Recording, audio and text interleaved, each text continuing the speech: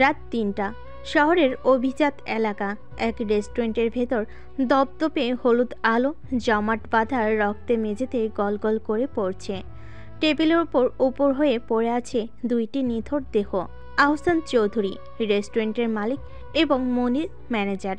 আর সামনে দাঁড়িয়ে আছে শুভ, হাতে সাইলেন্সার লাগানো পিস্তল। তার চোখে একটু ভয় নেই, কেবল প্রতিশোধের নীরব তৃপ্তি। তার কানে বাজছিল সেই রাতের কথা, যখন মালিক তাকে চোর বানিয়ে পুলিশের হাতে তুলে দিয়েছিল। আর ম্যানেজার, সে তো সেই রাতের আসল কারিগর ছিল, যে ক্যামেরার ফুটেজ বিকৃত করে শুভকে ফাঁসিয়েছিল। এবার তোরাও প্রমাণ কর তোদের কে বাঁচাবে। শুভ ফিসফিস করে বলল, মৃতগুলোর দিকে তাকিয়ে। পিস্তলটা শার্টের নিচে গুজে সে বেরিয়ে এলো। পায়ের শব্দ একদম নিঃশব্দ। কয়েক মুহূর্ত পরেই আগুনের শিকা আকাশ ছুঁল। শুভ নিজের হাতে পুরো রেস্টুরেন্টটা জ্বালিয়ে দিল।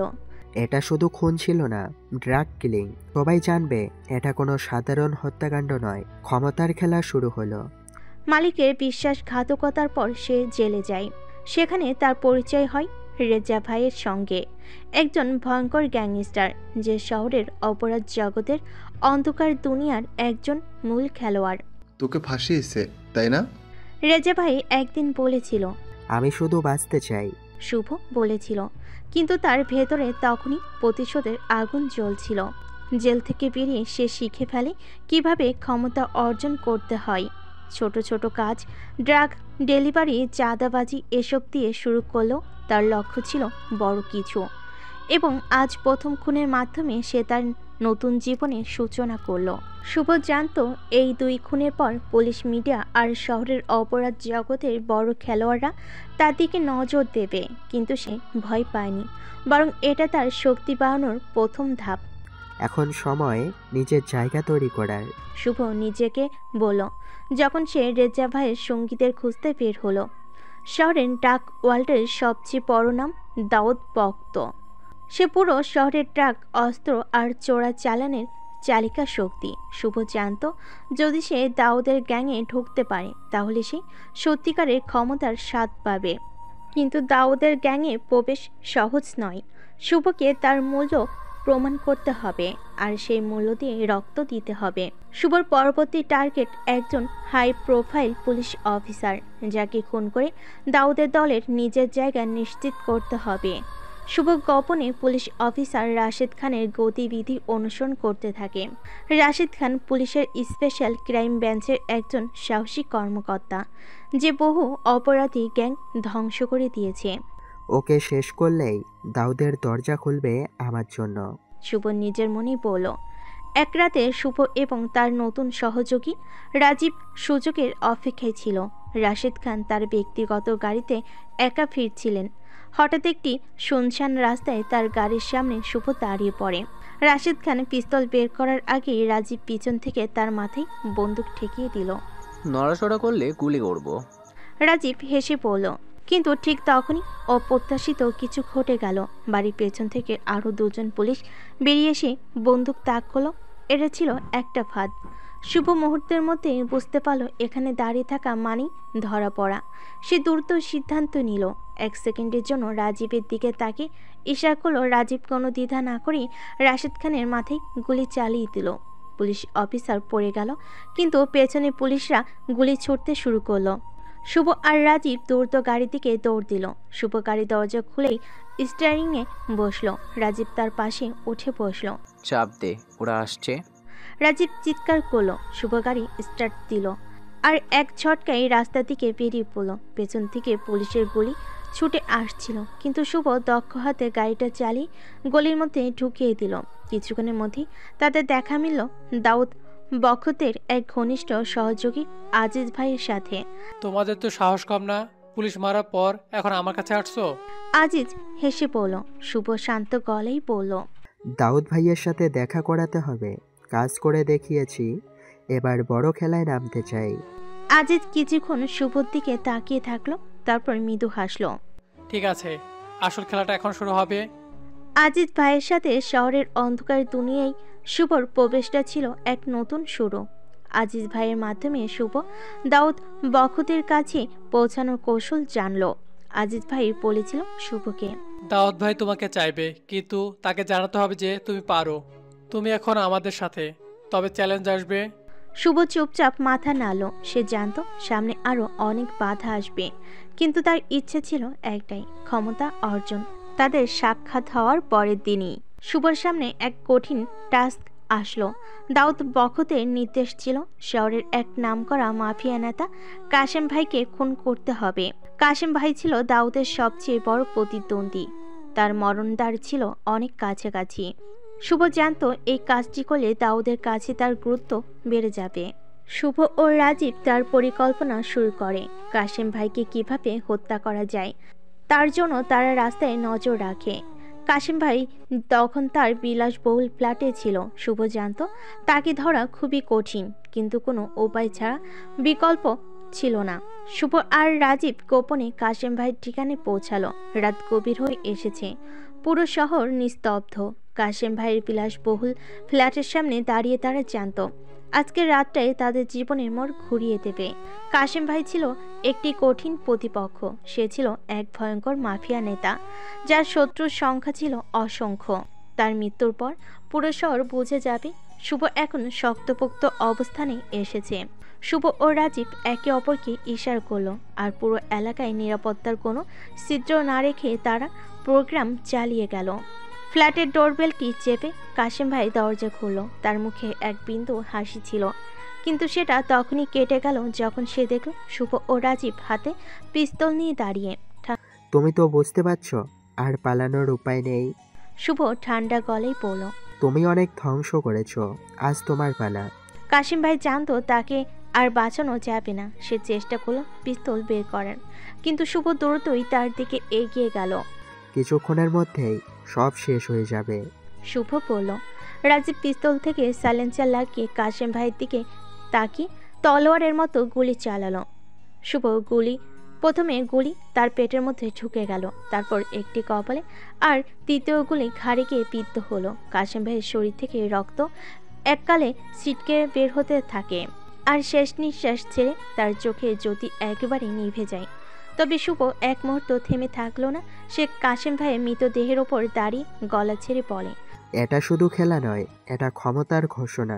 তার চলে গেলে ফ্ল্যাটের শোল একেবারে থেমে গেল। রক্তের নদী সেখান থেকে চিরদিনের জন্য চলে যাবে কাশেম ভাইয়ের মৃত্যুর পর। শহরে একটা আতঙ্কের পরিবেশ ছড়িয়ে পড়ল। সবাই জানতো এই হত্যাকাণ্ডের পেছনে কে, শুভ। কিন্তু কেবল নামই ছিল না, শুভ তার কাজ দেখিয়ে দিয়েছে, এবং সেটা খুবই ভয়ঙ্কর উপায়ে। তারপর কয়েকদিন চুপচাপ থাকার পর শুভ আবার রাস্তায় বেরিয়ে এলো। সে জানতো এই হত্যাকাণ্ড তাকে সবার নজরে আনবে, কিন্তু সেই নজরই তাকে দাউদ বখতের কাছে পৌঁছানোর সুযোগ দেবে। এখন তাকে আর পেছনে ফিরে তাকাতে হবে না। দাউদ বখতও তাকে চিনতে শুরু করেছে, এবং শুভ জানতো এমন সময় এসেছে বড় কিছু করার। একদিন শহরের সবচেয়ে বড় ক্লাবের এক প্রাইভেট পার্টি ছিল। সেখানে দাউদ বখতের বড় এক সমর্থক আজিজ ভাইও উপস্থিত ছিল। শুভ জানতো এই পার্টি তার জন্য একমাত্র সুযোগ। পার্টি ছিল ধুমধাম, আর শুভ সেখানে গিয়ে মিশে গেল। প্রভাবশালী ব্যক্তিরা গান বাজনার মাঝে মগ্ন ছিল, কিন্তু শুভর লক্ষ্য ছিল দাউদ বখত। সে জানতো আজকের রাতেই তার নিজের ভবিষ্যৎ নির্ধারিত হবে। আজিজ ভাই শুভকে দেখতেই হাসি দিয়ে এগিয়ে এলো। এবার তো দাউদ ভাইয়ের কাছে তোর কাজটা হয়ে যাবে, আমি নিশ্চিত। শুভ শান্তভাবে মাথা নেড়ে বলল, তবে আমাকে বুঝিয়ে বলো আমার কষ্টের মূল্য কি হবে। আজিজ ভাই হেসে বলল, তুমি এখন দাউদ ভাইয়ের প্রিয়, জানো কি করতে হবে। শুভ চোখে একটা চ্যালেঞ্জের জ্বলন্ত আগুন নিয়ে বলল, তাহলে আমাকে আর কাউকে দাওনি, আমি নিজেই আমার পথ তৈরি করব। আজিজ ভাই কিছুক্ষণ তার চোখে চোখ রেখে বুঝতে পারল যে শুভ আর সাধারণ কেউ নয়। তার মধ্যে আগুনের চেয়ে অনেক বেশি কিছু ছিল। পার্টির মাঝখানে দাউদ বখত শুভকে একেবারে কাছে টেনে নিল। শুভ, তুই ভালো কাজ করেছিস, কিন্তু এখানে তোর জন্য একটা বড় পরীক্ষা অপেক্ষা করছে। আমি তোর উপর নজর রাখছি। দাউদ বলল তার গম্ভীর গলায়। শুভ চুপচাপ শুনে গেল, এবং সে বুঝতে পারল এটাই তার সেই মুহূর্ত যা তাকে শহরের সবচেয়ে শক্তিশালী অপরাধী বানাবে। আমি প্রস্তুত। শুভ বলল। এরপর এক ঝটকায় ঘুরে পার্টির পরিবেশে মিলিয়ে গেল। আজ থেকে শহরের এই অন্ধকার দুনিয়ার রাজা হতে তার আর কোনো বাধা রইল না। শুভ জানত ক্ষমতার আসল খেলাটা তখনই শুরু হবে যখন সে শহরের রাজনৈতিক দুনিয়ায় নিজেদের স্থান তৈরি করবে। আর সেই জন্য তাকে এক ভয়ঙ্কর মিশনে নামতে হবে। একজন রানিং এমপি, যিনি শহরের ক্ষমতার অন্ধকার দুনিয়ার এক গুরুত্বপূর্ণ অংশ, তাকে পরাজিত করতে হবে। এমপি আব্দুল কালাম শহরের খুবই প্রভাবশালী একজন ব্যক্তি, যিনি নানা অবৈধ কাজের সঙ্গে জড়িত ছিলেন। তার বিরুদ্ধে অনেক অভিযোগ ছিল, কিন্তু কেউ তাকে স্পর্শ করতে সাহস পায়নি, কারণ তার পেছনে ছিল বিরাট রাজনৈতিক শক্তি। শুভ জানত যদি তাকে হত্যা করতে পারে তাহলে দাউদ বখত এবং নিজের ক্ষমতা দুই আরও পোক্ত হবে। এবং সেই রাতটি এসেছিল। শুভ জানত এমপি কালাম তার পুরনো এক বন্ধুর বাড়িতে বিশ্রাম নিচ্ছে। বাইরে বের হওয়ার কোনো সম্ভাবনা নেই, কিন্তু শুভ ঠিকই জানত কোথায় শত্রুদের ফাঁদ কোথায় লুকানো থাকে। রাজীব এবং শুভ একসঙ্গে পরিকল্পনা সাজালো। এমপি কালাম এবং তার সুরক্ষা বাহিনীকে হারানোর জন্য তাদের জন্য বড় চ্যালেঞ্জ ছিল। তবে শুভদের মনোবল এতটাই শক্ত ছিল যে সে কোনো কিছুই ভাবছিল না। তাদের গন্তব্য ছিল একটি পুরনো বাংলো, যেখানে এমপি কালাম অবস্থান করছিল। বাংলোটি ছিল পুরোপুরি সুরক্ষিত, 5টা সশস্ত্র গার্ড, সিসিটিভি ক্যামেরা আর অ্যালার্ম সিস্টেম। কিন্তু শুভ জানত যদি সে চুপচাপ একে একে গার্ডদের নষ্ট করতে পারে তো এমপি কালাম তার জীবন থেকে রেহাই পাবে না। রাত 12:30, শুভ এবং রাজীব বাংলোটি ঘিরে ফেল। শুভর হাতে এক অত্যাধুনিক সাইলেন্সার লাগানো পিস্তল নিয়ে গা ঢাকা দিয়ে শূন্যে পা ফেল। প্রথমে গার্ড যখন সে ঘুমিয়েছিল, শুভ তাকে গলে একটা চাপতি নিঃশব্দে মেরে ফেলল। তারপর ধীরে ধীরে আরও 3 জন গার্ডকে গুলি করে। তাদের চোখে কোনো দয়া ছিল না। এখন একমাত্র বাধা ছিল এমপি কালাম নিজেই। শুভ জানত তাকে এক মুহূর্তের মধ্যে মেরে ফেলেই তার পথে আর কোনো বাধা থাকবে না। বাংলার ভেতরে এমপি কালাম সোফায় বসেছিল, ঘুমোতে যাওয়ার প্রস্তুতি নিচ্ছিল। শুভ সাইলেন্সার লাগানো পিস্তল হাতে এগিয়ে এলো। দরজা খুলে সে এমপি কালামের সামনে দাঁড়ালো। এমপি কালাম আতঙ্কিত হয়ে পিস্তল বের করার চেষ্টা করলো, কিন্তু তার আগে শুভ গুলি চালিয়ে তার পেটের মাঝখানে একটি শক্তিশালী আঘাত করলো। এমপি কালাম চিৎকার করতে চেয়েছিল, কিন্তু তার গলা থেকে বের হলো না কোনো শব্দ। রক্ত তার গা থেকে বের হয়ে মেঝে ছুঁতে লাগলো। শুভ পিস্তলটা একটুও না সরিয়ে এমপি কালামের দিকে তাকিয়ে বলল, ক্ষমতার রাজা হতে চাইলে তোর মতো পিঁপড়েদের মেরে ফেলতে হবে। এমপি কালামের দেহ নড়চড় বন্ধ করে দিল। তার চোখে মৃত্যুর আভা স্পষ্ট হয়ে উঠল। শুভ জানত শহরের অপরাধী মহলে এবার তার নাম ভেসে উঠবে। আর সবার আগে শুভ ফ্ল্যাশ লাইট জ্বালিয়ে দ্রুত বের হয়ে আসলো। গা ঢাকা দিতে হলো, কারণ পুলিশ এবং সংবাদ মাধ্যম অনেক দ্রুতই ঘটনাস্থলে পৌঁছাবে। তবে এই হত্যাকাণ্ডের পর শুভ নিশ্চিত ছিল এবারে তার শক্তি আগের চেয়ে অনেক বেশি। এমপি কালামের মৃত্যুর পর শহরের রাজনৈতিক অঙ্গনে তীব্র শোক এবং আতঙ্ক সৃষ্টি হলো। পুলিশ এবং মিডিয়া একের পর এক প্রতিবেদন চালিয়ে যাচ্ছে। তবে শহরের গ্যাংস্টাররা জানত এই খুনের পেছনে কে রয়েছে। শুভ একেবারে ভয়ঙ্কর রূপে শহরে দুনিয়া জুড়ে নাম ছড়িয়ে দিতে শুরু করলো। এখন আমার যাত্রা শুরু। শুভ মনে মনে বলল, আর তার চোখে রক্তের আগুন জ্বলছিল। শুভ তার পরিকল্পনাটি সফলভাবে শেষ করার পর দাউদ বখত এবং সেতু, 2 মাফিয়া গেমের মূল খেলোয়াড়, অত্যন্ত খুশি হয়। তাদের চোখে শুভ আর রাজীব দুজনই এখন তাদের বিশ্বস্ত সৈনিক হয়ে উঠেছে। এমপি কালামের হত্যাকাণ্ডের পর দাউদ বখত শুভকে কাছে ডেকে তার প্রশংসা করেছিল। সেতু শহরের অপরাধ জগতের একমাত্র মাফিয়া কুইন। সে তখন ঢাকার বাইরে ছিল, কিন্তু শুভর কাজের ফলাফল তাকে এতটাই মুগ্ধ করেছিল যে সে সিদ্ধান্তে নিল শুভ এবং রাজীবের সাথে এক ভিন্ন পার্টি আয়োজন করা হবে। একটা বড় পার্টি, যেখানে সব বড় বড় গ্যাংস্টাররা, মাফিয়া এবং রাজনীতিবিদরা উপস্থিত থাকবে। পার্টির প্রস্তুতি শুরু হলো। এটা ছিল শহরের সবচেয়ে বড় মাফিয়া পার্টি। সেতু এবং দাউদ বখত জানত এই পার্টি তাদের ক্ষমতাকে আরও পোক্ত করবে। শহরের বিশাল ক্ষমতা আর শহরের শীর্ষস্থানীয় গ্যাংস্টাররা সবে সেখানে হাজির হবে। প্রত্যেকের উদ্দেশ্য এক, ক্ষমতা আরও এক ধাপ এগিয়ে যাওয়া। পার্টির ভেতরে প্রবেশ করার সঙ্গে সঙ্গে শুভ এবং রাজীব একে অপরের চোখে চোখে দেখে বুঝে ফেলল এটাই তাদের জীবনে সবচেয়ে বড় মুহূর্ত। শুভ জানতো সে যদি আজ সেতুকে ঠিকভাবে দেখে নেয় তাহলে তার নিজের শত্রুদের ক্ষমতা আরও বাড়বে। কিন্তু সেতু, যিনি মাফিয়া দুনিয়ার শক্তিশালী কুইন, একেবারে আলাদা কিছু। তার মধ্যে ছিল একটি অসাধারণ, একেবারে নিষ্ঠুর, কিন্তু একই সাথে অত্যন্ত আকর্ষণীয়। শুভ রাজীবের সঙ্গে ঢুকতেই প্রথমে সেতু তার দিকে নজর দিল। তিনি দেখলেন শুভ তার অস্থির চোখে ভেতরে কিছু একটা রয়েছে, যা সে নিজেও আগে বুঝতে পারেনি। সেতু তার বিশেষ নজরকাড়া চোখে শুভকে একটু বেশি মনোযোগ দিল। তবে সেতু এত সহজে মুক্ত হয় না। সে কাউকে সহজে ভালোবাসে না, কাউকে সহজে বিশ্বাস করে না। কিন্তু শুভ তার দৃঢ় মানসিকতা এবং চালাকিতে সেতুকে কিছুটা ভাবিয়ে তুলল। পার্টির মাঝখানে শুভ এক মুহূর্তের জন্য সেতুর কাছে গিয়ে বলল, আমি তোমাকে খুব পছন্দ করি সেতু। তোমার মধ্যে এমন একটা শক্তি আছে যা আমি খুব কাছে থেকে অনুভব করতে চাই। শুভ এই কথাটা বলতে বলতে কিছুটা ভয়, কিছুটা আত্মবিশ্বাসের সাথে তাকিয়েছিল সেতুর চোখের দিকে। তার প্রত্যাশা ছিল সেতু হয়তো তার প্রতি একটু মৃদু প্রশংসা জানাবে, কিন্তু সে ভুল বুঝেছিল। সেতু ঠান্ডা গলায় হাসলো আর তার উত্তর দিল, পছন্দ করো? তুমি কি জানো, পছন্দ করা মানে শুধু অন্যকে ভালো লাগা নয়। পছন্দ করা মানে নিজের জায়গা তৈরি করতে পারা। তোমার মতো কাউকে আমি কখনোই পছন্দ করব না। এই কথা শুনে শুভ কিছুটা স্তম্ভিত হয়ে গেল। তবে সে সেতুর কঠিন কথার মধ্যে একটি বিশেষ বার্তা বুঝতে পারল। সেতু তার উপর কোনো দয়া দেখাতে প্রস্তুত ছিল না। শুভ, তুমি কি জানো, তুমি যদি ক্ষমতা অর্জন করতে চাও তবে এখানে গান পয়েন্ট নিয়ে কিচ্ছু আসে যায় না। তুমি চাইলে আমার সহযোদ্ধা হতেই পারো, কিন্তু কখনো আমার সমকক্ষ হতে পারবে না। সেতু তার কঠোর কথা বলে শুভকে অপমান করে চলে গেল। এই কথা শুনে শুভ মাথা নিচু করে দাঁড়িয়ে রইল। তার মধ্যে এক অদ্ভুত অনুভূতি কাজ করছিল। একদিকে অপমানিত, অন্যদিকে আরও বেশি আগ্রহী।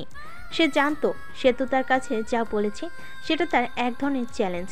সেতু যতই অপমান করুক, শুভ তার প্রতি গভীরভাবে আকৃষ্ট হয়ে পড়ছিল। তার মধ্যে এক অজানা শক্তি কাজ করছিল। এখন তাকে শুধু সেতুকে জয় করতে হবে। পার্টির মধ্যে সবার উপস্থিতি বাড়ছিল। সেতু, দাউদ, বখত এবং অন্যান্য নেতারা সেদিকে মনোযোগ দিয়েছিল। কিন্তু শুভ এক মুহূর্তের জন্য সেতুকে চোখের সামনে থেকে সরিয়ে নিতে পারেনি। তার চোখের লক্ষ্য তৈরি হয়ে গিয়েছিল। এখন সে সেতুকে শুধু ক্ষমতার জন্য নয়, বরং নিজের শক্তির প্রতীক হিসাবে দেখছিল।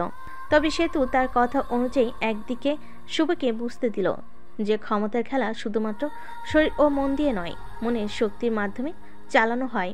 বরং এখন শুভ বুঝতে পারছিল এই খেলা যতটা ভয়ঙ্কর এবং নিষ্ঠুর, ততটাই তার জন্য আকর্ষণীয়। পার্টির শেষের দিকে শুভ দৃঢ় প্রতিজ্ঞ হয়ে নিজের মনকে শক্তিশালী করে বলল, একদিন তুমি আমার সামনে আসবে সেতু, তখন আর তুমি আমাকে ভুল বুঝবে না। এই কথাগুলোর পর শুভ জানত তার যাত্রা এখনো শেষ হয়নি। কিন্তু সেতুর প্রতি তার আকর্ষণ এখনো শুধু একজন প্রতিপক্ষ নয়, বরং এক চ্যালেঞ্জ যার সমাধান করতে হবে। শুভর মনে একটাই প্রশ্ন, সেতু কিভাবে এত শক্তিশালী হলো? কিভাবে সে পুরো শহরের অপরাধ সাম্রাজ্যের একছত্র রানী হয়ে উঠল?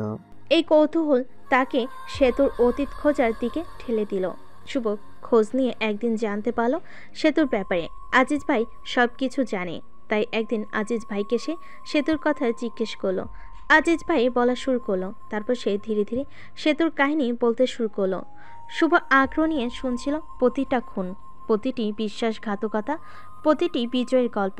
কিন্তু আজিজ একসময় একটা সতর্ক বার্তা দিল, সেতু এমন কেউ না যাকে পেতে চাইলে পেয়ে যাবি। ওকে পাওয়া মানে মৃত্যুর সাথে চুক্তি করা। শুভ তখনও নির্লিপ্ত ছিল। তার মনে একটাই কথা, আমি যা চাই তা আমি ছিনিয়ে নিতে পারি। সেতুর জন্ম ঢাকার এক নিম্নবিত্ত পরিবারে। তার বাবা ছিল একজন ছোটখাটো ব্যবসায়ী, মা গৃহিণী। সেতু ছিল তাদের একমাত্র সন্তান। ছোটবেলা থেকে সে ছিল প্রচণ্ড আত্মবিশ্বাসী আর একরোখা। তার স্বপ্ন ছিল বড় কিছু করার, কিন্তু জীবনের কঠিন বাস্তবতায় তাকে অন্য পথে ঠেলে দেয়। যখন সেতু 15 বছর, তখন তার বাবাকে এক প্রভাবশালী মাফিয়া লিডার হত্যা করে। কাঁদছিল তার বাবা স্থানীয় মাফিয়া গ্যাংয়ের চাঁদাবাজি দিতে রাজি হয়নি। সেতুর চোখের সামনে তার বাবার রক্তাক্ত দেহ পড়েছিল, আর সেই দৃশ্য তার মনোজগতের একটা ভয়ানক ক্ষত তৈরি করে। মাত্র 17 বছর বয়সে সে প্রথম খুন করে, বাবার খুনিকে খুঁজে বের করে, ঠান্ডা মাথায় ছুরি বসিয়ে দেয় তার বুকে। কেউ ভাবতে পারেনি এক কিশোরী এতটা ভয়ঙ্কর হয়ে উঠতে পারে। সেই হত্যাকাণ্ডের পর সেতুকে পালাতে হয়। সে ঢাকার এক কুখ্যাত গ্যাংস্টারের ছত্রছায়ায় চলে যায়, যার নাম ছিল আলিফ খান। আলিফ ছিল শহরের ড্রাগ, অস্ত্র ও চোরাচালানের মূল নিয়ন্ত্রক। সে সেতুর বুদ্ধিমত্তা আর সাহস দেখে মুগ্ধ হয়। সেতু ধীরে ধীরে মাফিয়া দুনিয়ার প্রতিটি খেলায় অংশ নিতে থাকে। শুরুতে সে কেবল বার্তা পৌঁছে দেওয়ার কাজ করত, তারপর ধীরে ধীরে ড্রাগ ডিল, অস্ত্র পাচার, ব্ল্যাকমেল সব শিখে ফেলে। 5 বছর পর সে যখন 22-এর কোঠায়, তখন সে এতটাই শক্তিশালী হয়ে ওঠে যে আলিফ খানকে সরিয়ে দেওয়ার পরিকল্পনা করে। এটাই ছিল তার জীবনে সবচেয়ে চতুর চাল। সে আলিফের সবচেয়ে কাছের মানুষদের নিজের দলে টেনে নেয়। আলিফে বিশ্বাসঘাতকদের দোসরদের দিয়ে তার পেছনে ছুরি বসায়। এক রাতে এক বিশাল পার্টির আয়োজন হয়। সেখানে সেতু চুপচাপ বসেছিল। ঠিক তখনই তার নির্দেশে আলিফ খানের বিশ্বস্ত সহযোগিতারা গুলি চালিয়ে দেয়। আলিফ মাটিতে লুটিয়ে পড়ে, রক্তে ভেসে যায় পুরো হলরুম। সেতু ঠান্ডা গলায় একটাই কথা বলে, খেলা শেষ। সেই রাতে সে ঘোষণা দেয়, এখন থেকে আমি এই শহরের রানী। আমার অনুমতি ছাড়া এখানে একটা গুলিও ছুটবে না। সেতু পুরো দেশের মাদক ব্যবসার 30% নিয়ন্ত্রণ করে। তার বাহিনী প্রতি মাসে কোটি কোটি টাকা আয় করে কোকেন, হিরোইন আর ইয়াবার কারবার থেকে। অস্ত্র পাচার, দেশে বড় অস্ত্র চোরাচালানিদের সাথে তার সরাসরি যোগাযোগ আছে। পুলিশও তার নেটওয়ার্কের কাছে অসহায়। রাজনৈতিক সংযোগ, ক্ষমতাশালী অনেক রাজনীতিবিদ তার ছায়ে চলে এসেছে। সে জানে ক্ষমতা শুধু অস্ত্র দিয়ে হয় না, বরং মাথা দিয়ে খেলতে হয়। সেতুর শত্রুরা, কাদের মির্জা, ঢাকা শহরের আরেক বড় মাফিয়া ডন। সে চায় সেতুকে সরিয়ে ক্ষমতা নিতে। স্পেশাল বেঞ্চের অফিসার ফারুক, যে প্রতিজ্ঞা করেছে সেতুকে ধ্বংস করবে। শুভর পর্যবেক্ষণ। শুভ যখন এসব তথ্য জোগাড় করছিল, তখন সে বুঝতে পারল সেতু শুধু শক্তিশালী নয়, সে ভয়ানক চালকও। সে জানে কাকে কখন ব্যবহার করতে হবে, কাকে সরিয়ে দিতে হয়। কিন্তু শুভর মাথায় একটাই প্রশ্ন, সে কি কখনো সেতুকে নিজের করে পাবে, নাকি এই পথটাকে সেতুর শত্রু বানিয়ে দেবে? এবার শুভর নতুন লক্ষ্য সেতুর মন জয় করা, অথবা সেতুকে নিজের প্রতিপক্ষ বানিয়ে ক্ষমতার শিখরে ওঠা। কয়েকদিন পর বন্দর এলাকার পরিত্যক্ত এক গুদামে সেতুর লোকেরা মাল নিয়ে অপেক্ষা করছিল। হঠাৎই চারিদিক থেকে ভারী অস্ত্রে সজ্জিত কাদের মির্জার বাহিনী হামলা চালায়, গুলিতে উড়িয়ে দেয় ওদের। কাদেরের ডান হাত ফয়সাল চিৎকার করে ওঠে। হঠাৎ চারপাশ থেকে AK-47 শটগান আর মেশিন গানের আওয়াজে পুরো এলাকা কেঁপে ওঠে। সেতুর লোকেরা পাল্টা আক্রমণ শুরু করলো, কিন্তু তারা ছিল সংখ্যায় কম। গুলির শব্দে পুরো এলাকা যুদ্ধক্ষেত্রের মতো হয়ে গেল। রাত তখন গভীর। শহরের বন্দর এলাকা, যেখানে সেতুর দল এবং কাদের মির্জার বাহিনী মুখোমুখি অবস্থানে। বাতাসে বারুদের গন্ধ, উত্তেজনায় ভরা পরিবেশ। কিন্তু কেউই বুঝতে পারছিল না এই যুদ্ধের মাঝখানে একদল অজ্ঞাত ছায়া অপেক্ষা করছে। মৃত্যুর ঘণ্টা বাজল। হঠাৎ চারপাশে বিদ্যুৎ বিভ্রাট। এক মুহূর্তের জন্য সব অন্ধকার। এরপরই চাঁদের উপর থেকে কালো পোশাক আর মাস্ক পরা কয়েকজন লাফিয়ে পড়ল।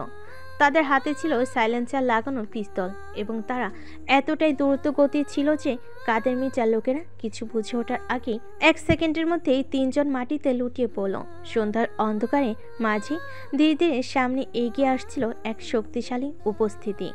কালো মাস্কে ঢাকা মুখ, কালো পোশাকে, এক হাতে স্নাইপার পিস্তল, অন্য হাতে একটি ছোট্ট ছুরি। এটা ছিল শুভ। তার পাশে ছিল 2 জন ভয়ঙ্কর মাস্কধারী হিটম্যান, যার চুপচাপ সিগন্যালের অপেক্ষায় ছিল। এরা কারা?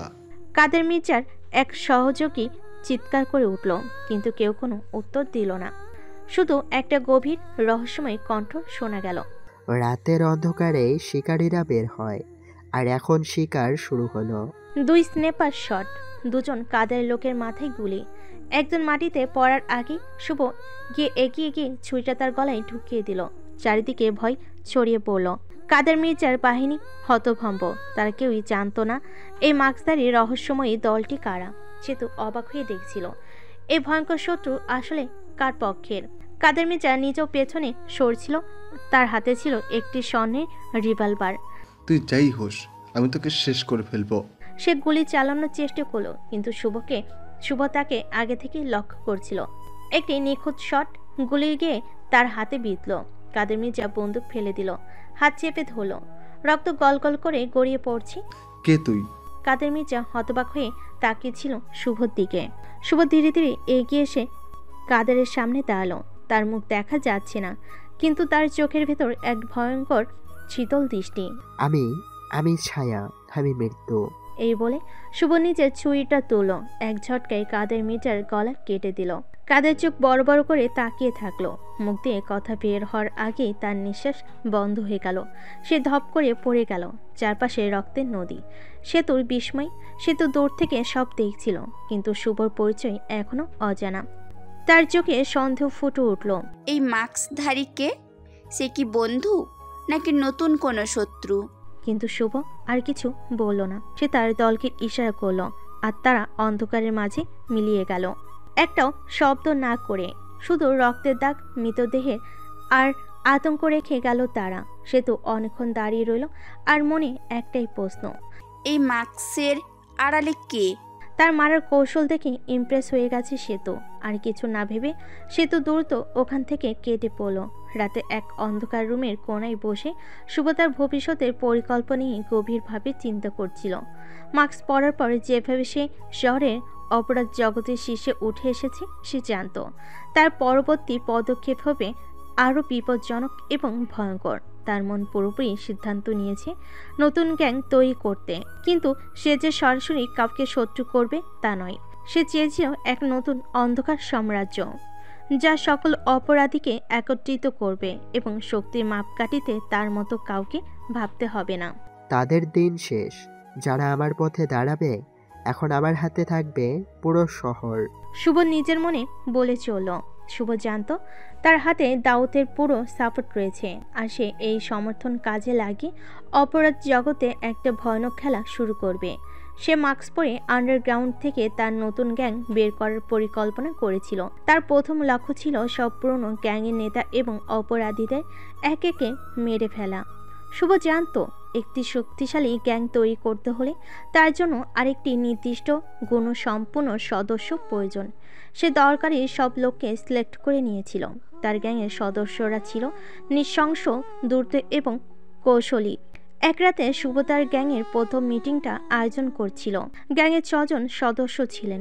রাহুল, একজন স্নাইপার যে কাউকে এক মুহূর্তে লক্ষ্যবস্তু বানাতে পারে। 2, কিরণ, হাতের কাজের মাস্টার, কোনো শত্রুকে মারতে তার চেয়ে নিখুঁত কিছু নেই। রাজীব, শক্তিশালী শারীরিক ক্ষমতা নিয়ে এক ভয়ঙ্কর কিলার। মায়া, সাইবার বিশেষজ্ঞ, যার কাছে হ্যাকিং এবং ইনফরমেশন পাসিং কোনো ব্যাপার নয়। 5, মামুন, একজন রকেট লঞ্চার বিশেষজ্ঞ, তার অস্ত্রের শক্তি অপরিসীম। 6, মহসিন, অত্যন্ত গোপনীয় মাস্ক পরা সন্ত্রাসী, যার উপস্থিতি কখনো দেখা যায় না, কিন্তু তার কাজে ভয়ে শহরের ত্রাস। এখন আমাদের নাম দরকার।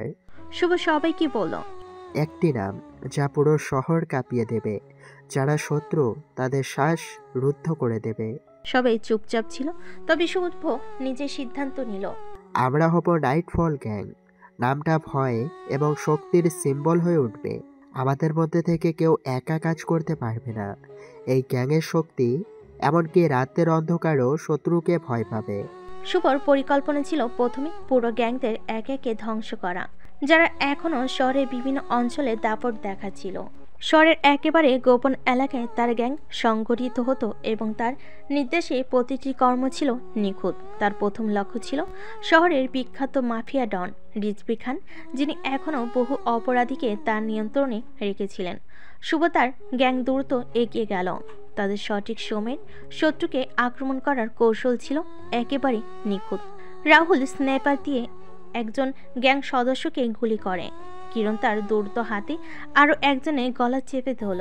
একের পর এক গ্যাংয়ের সদস্যরা পরাজিত হতে লাগলো এবং মায়া সাইবার হামলায় তাদের প্রতিটি গোপনীয় তথ্য পেয়ে গেল। নাইটফল গ্যাংয়ের শক্তি ছিল তাদের দ্বন্দ্বহীন গোপনীয়তা এবং অন্ধকারে থাকার কৌশল। তারা কখনো কোনো সিকোয়েন্স মিস করতো না। তাদের প্রতিটি পদক্ষেপ ছিল পরিকল্পিত এবং তাদের হাতের অস্ত্র ছিল মৃত্যুদণ্ড। শুভ জানতো এখন সময় এসেছে নিজেকে সবার শীর্ষে প্রতিষ্ঠিত করার। তার গ্যাংয়ের সদস্যরা পুরো শহরের অপরাধ জগতের এক এক জায়গার বস হয়ে দাঁড়াচ্ছিল। শুভ লক্ষ্য করল তার বিরুদ্ধে যে কেউ দাঁড়াতে চাইবে তার নিঃসন্দেহে এক অন্ধকার ভিতরে চলে যাবে।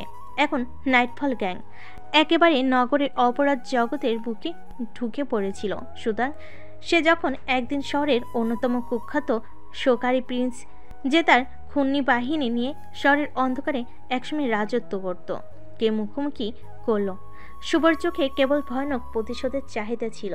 এবার স্বীকার করতে হবে।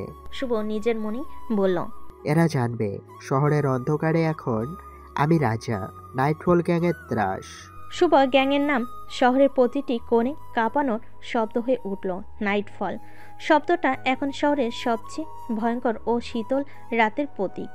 এই গ্যাংয়ের ভয়ে কোনো শক্তি এখনো কোনো সাধারণ অপরাধীকে নয়, বরং সবার চোখে আক্রমণ ও বিপদ হয়ে দাঁড়িয়েছে এবং তাদের রাজত্বে কেউ আসতে পারবে না। সে তো বাসায় ফিরে এসে সোজা তার ব্যক্তিগত রুমে ঢুকে পড়ল। দরজা বন্ধ করে দিয়ে সে গভীর চিন্তায় ডুবে গেল। মিটিংয়ের সময় যখন নাইটফল গ্যাং এবং তাদের অপ্রতিরোধ উত্থানে কথা চলছিল তখন এক অদ্ভুত অনুভূতি সেতুকে গ্রাস করেছিল। ওরা মাস্ক পরা ছিল 5 জন, যারা সেখানেই আমার পাশে দাঁড়িয়েছিল। এটা কি তবে সত্যি নাইটফল গ্যাং? সে তো একবার ভাবল, সে নিশ্চিত ছিল না, কিন্তু কিছু একটা ছিল যা তাকে নিশ্চিত করছিল যে এই 5 জনই ছিল নাইট গ্যাং। কিন্তু প্রশ্ন একটাই, তাদের মধ্যে শুভ ছিল কিনা। অথচ কেন আমাকে তারা মারলো না? সে তো গম্ভীর হয়ে নিজে নিজে বলল। সে জানতো তার জীবনের সবচেয়ে বড় শত্রুদের মধ্যে একমাত্র শুভই ছিল, কিন্তু তার মন মানছিল না কেন সে তাকে মারতে চাইল না, কেন শুভ তার দিকে আক্রমণ করেনি। অথচ সবাই জানে শুভ যে কোনো মুহূর্তে কাউকে বিশ্বাস করে এবং সেই কাজটা করে ছাড়ে। রুমের মধ্যে বসে মন দিয়ে ভাবতে লাগলো সেতু। তিনি নিজেকে একান্তে বুঝিয়ে দিলেন যে শুভের লক্ষ্য ছিল তাকে মেরে ফেলা, কিন্তু এই সময় সে ভাবছিল কেন সে কথা করেনি। হয়তো শুভ কিছু আরও বড় পরিকল্পনা নিয়ে কাজ করছে, যে পরিকল্পনা শুধু দেশের অপরাধ জগতের একেবারে ঝুঁকির মধ্যে ফেলতে পারে। ওরা কি আমাকে ফাঁসাতে চায়? এক সময় আমাকে মেরে ফেলবে, তারপর তারা এদেশের অপরাধ জগতের সব কিছু নিজের হাতে তুলে নেবে। সেতুর মনে এই চিন্তা প্রবাহিত হচ্ছিল। তার মস্তিষ্কে জোয়ালোভাবে ঘুরপাক খাচ্ছিল প্রশ্ন। শুভ কি নিজেকে এতটাই শক্তিশালী করে ফেলেছে যে সে আমাকে মারতে চায় না? তবে তার পরিকল্পনা অনেক বড়। সেতুর মধ্যে অদ্ভুত এক অনুভূতি জেগে উঠল, যেন সে যেন শিকার হয়ে গেছে এবং তাকে শিকার করা হচ্ছে। কিন্তু যেভাবে সে ভাবছিল সেটা আসলেই কতটা সত্যি। শুভ যে আমাকে মারেনি সেটা কি তার ওপর অতি বিশ্বাসের কারণে, নাকি সে এখন অন্য কোনো খেলায় মেতে আছে? এসব ভাবতে ভাবতে সেতুর মধ্যে আতঙ্কের এক ঝড় উঠছিল। নাইটফল গ্যাং এর ব্যাপারে সে যতই নিশ্চিত হোক না কেন, শুভ যদি এর পেছনে থাকে তাহলে সেই গ্যাংয়ের লক্ষ্য যে কেবল ক্ষমতা দখল নয়, বরং শহরের অন্ধকার দুনিয়ার এক অপ্রতিরোধ শাসন চালানো। এটা সে তো বুঝতে পারছিল। সে জানতো এই পরিস্থিতিতে কিছু করা না গেলে সে শিকার হতে পারে। ওরা আসছে, কিন্তু কেন? শুভ কি সত্যি আমাকে মারতে চায়, নাকি আমার ওপর আক্রমণ করার কোনো মঞ্চ তৈরি করতে চায়? বিষয়টি জটিল হয়ে দাঁড়াচ্ছিল। সেতু বসে পড়ল, গভীর মনোযোগ দিয়ে আগের দিনের সমস্ত ঘটনাগুলো এক একে বিশ্লেষণ করতে লাগলো। এটা ছিল আরেকটি বড় খেলায় প্রবেশের সুযোগ এবং সে জানতো সে যদি এই খেলা ঠিকমতো না খেলতে পারে তবে তার শেষ অনিবার্য। এভাবেই চলতে থাকলো কিছুদিন পর। সংবাদ প্রকাশ হলো 6 জন ছেলে মিলে একটা মেয়েকে ধর্ষণ করেছে। 6 জন ছেলের ভিতর 2 জন ছিল সাবেক মন্ত্রীর ভাগিনা আর 4 জন ছিল সেতুর গ্যাংয়ের লোক। তাদের শহরে তাদের ক্ষমতা থাকেই ছেলেগুলোর কিছু হয় না, সমস্যা হয় মেয়েটার পরিবারের। এই ধর্ষণ নিয়ে চারিদিকে বিক্ষোভ মিছিল চালু হয়, কিন্তু এতে কোনো লাভ হয় না। শহরের বাতাস ভারী হয়ে উঠছিল। গণমাধ্যম, সোশ্যাল মিডিয়া এবং মানুষের কণ্ঠে একটাই কথা, নিঃসঙ্গ এক মেয়ের আর্তনাদ। শহরের এক সম্ভ্রান্ত পরিবারের মেয়ে, যাকে নির্মমভাবে 6 জন নরপিশাচ মিলে ধর্ষণ করেছিল, কিন্তু বিচার সেটা কেবল এক মিথ্যা প্রতিশ্রুতি মাত্র। এই 6 জনের মধ্যে 2 জন ছিল এক সাবেক মন্ত্রীর ভাগিনা, আর বাকি 4 জন ছিল সেতু গ্যাংয়ের সদস্য।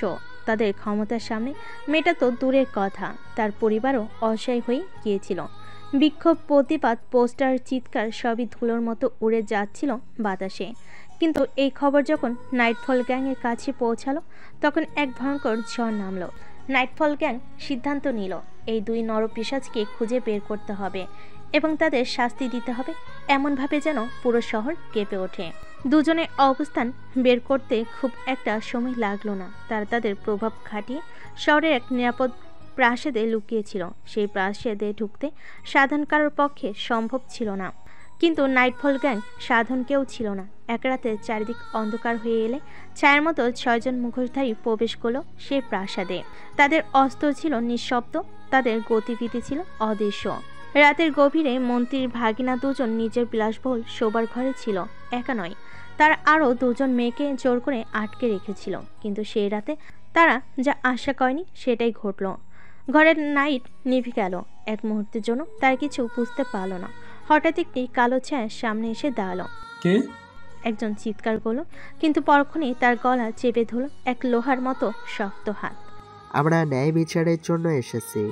এরপর ছুরি ধারালো ফলক তার গলার এক পাশ থেকে অন্য পাশ চলে গেল। তার শরীর ফিনকি দিয়ে রক্ত ছিটিয়ে দিল পুরো বিছানায়। দ্বিতীয় জন পালানোর চেষ্টা করলো, কিন্তু দরজা খুলে দৌড় দিতে গিয়ে কিন্তু তার ঠিক সামনে একটি মুখোশধারী দাঁড়িয়েছিল।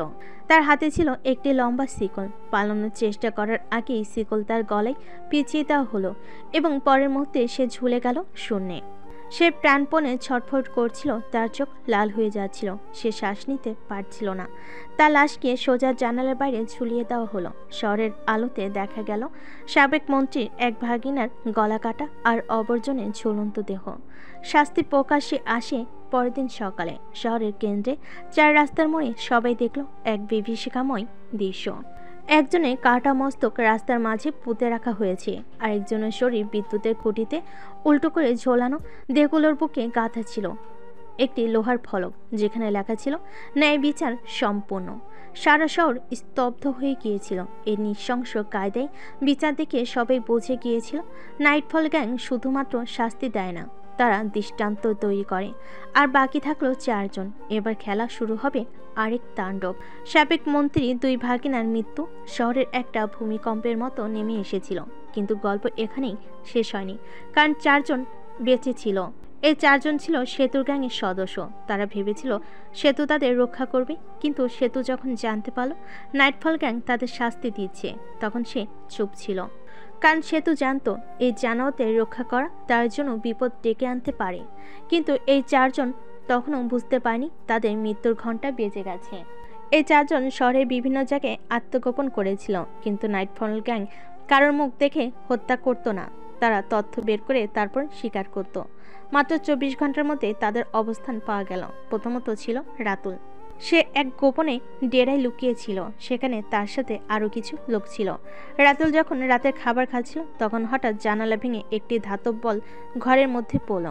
পরের মধ্যেই এক বিকট বিস্ফোরণ, ধোঁয়ার মধ্যে থেকে একটি কালো ছায়া বেরিয়ে এলো। তার হাতে একটি দা ছিল।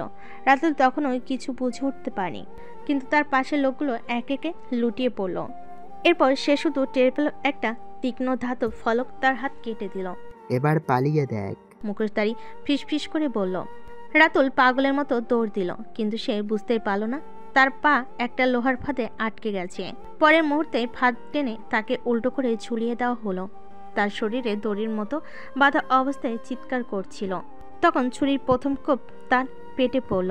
কোনো এক সময় তার চিৎকার থেমে গিয়েছিল, আর তার রক্ত বেরিয়ে মাটিতে পড়ছিল। পরের দিন সকালে তার শরীর ঝুলতে দেখা গেল এক ব্রিজের উপর। তার বুকে লেখা ছিল ধর্ষকের ঠিকানা নরক।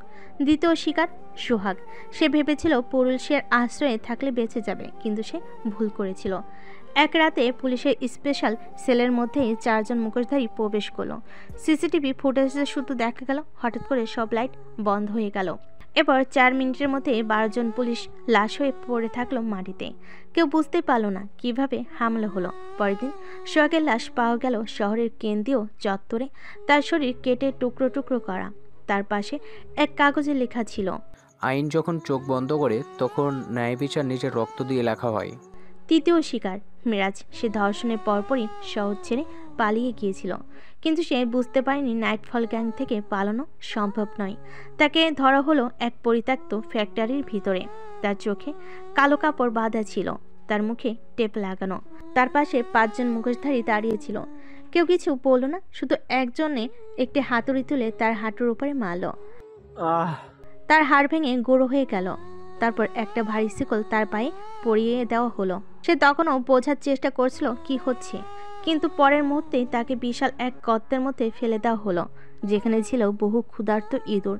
সিসিটিভি ফুটেজে শুধু দেখা গেল তার শরীর কাঁপছে, আর কয়েক মিনিটের মধ্যেই তার দেহ রক্তে লাল হয়ে গেল। তার মৃতদেহ আর খুঁজে পাওয়া যায়নি, শুধু তার একটা হাত পাওয়া গিয়েছে, যেটা ইঁদুররা রেখে দিয়েছিল। শেষ শিকার রিফাত। সে জানতো তার পালানোর কোনো উপায় নেই, কিন্তু সে একটা শেষ চেষ্টা করলো। সে সরাসরি সেতুর কাছে গেল এবং বলল, আমাকে বাঁচাও। সেতু তখন তাকে ঠান্ডা চোখে দেখলো। তুমি কি আমার নাম খারাপ করেছো? না কুইন, আমি। তাহলে পালাও, যদি পারো বেঁচে থাকো। রিফাত কেঁদে উঠল, কিন্তু সেতু আর কিছু বলল না। সে বুঝতে পারল এখন তার একমাত্র শত্রু শুধু নাইটফল গ্যাং নয়, বরং পুরো শহর। সে পালাতে শুরু করলো, কিন্তু ঠিক 3 দিন পর তার লাশ পাওয়া গেল শহরের সবচেয়ে বড় ট্রাফিক সিগন্যালে, যেখানে সবাই তাকে দেখতে পাবে।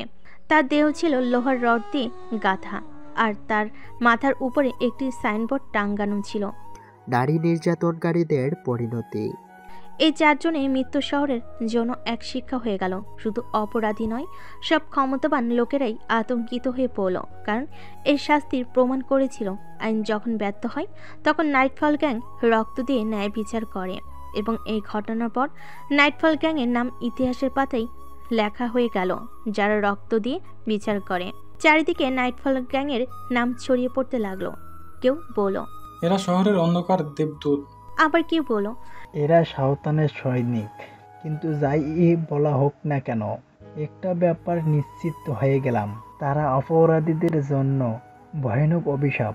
সাধারণ মানুষের মনে একটাই প্রশ্ন, ওরা আসলে কারা? ওরা কি সত্যিই ভালোদের পক্ষে, নাকি এটা আরেকটা ক্ষমতার খেলা?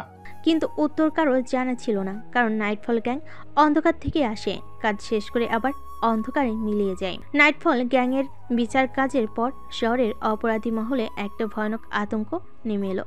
ড্রাগ ডিলার, চোরাক চালানকারী, রাজনৈতিক মাফিয়া সবাই নিজেদের নিরাপত্তা নিয়ে চিন্তিত হয়ে পড়ল। অনেকে শহর ছেড়ে পালানোর চেষ্টা করলো, নিজেকে নিজেরাই গা ঢাকা দিল।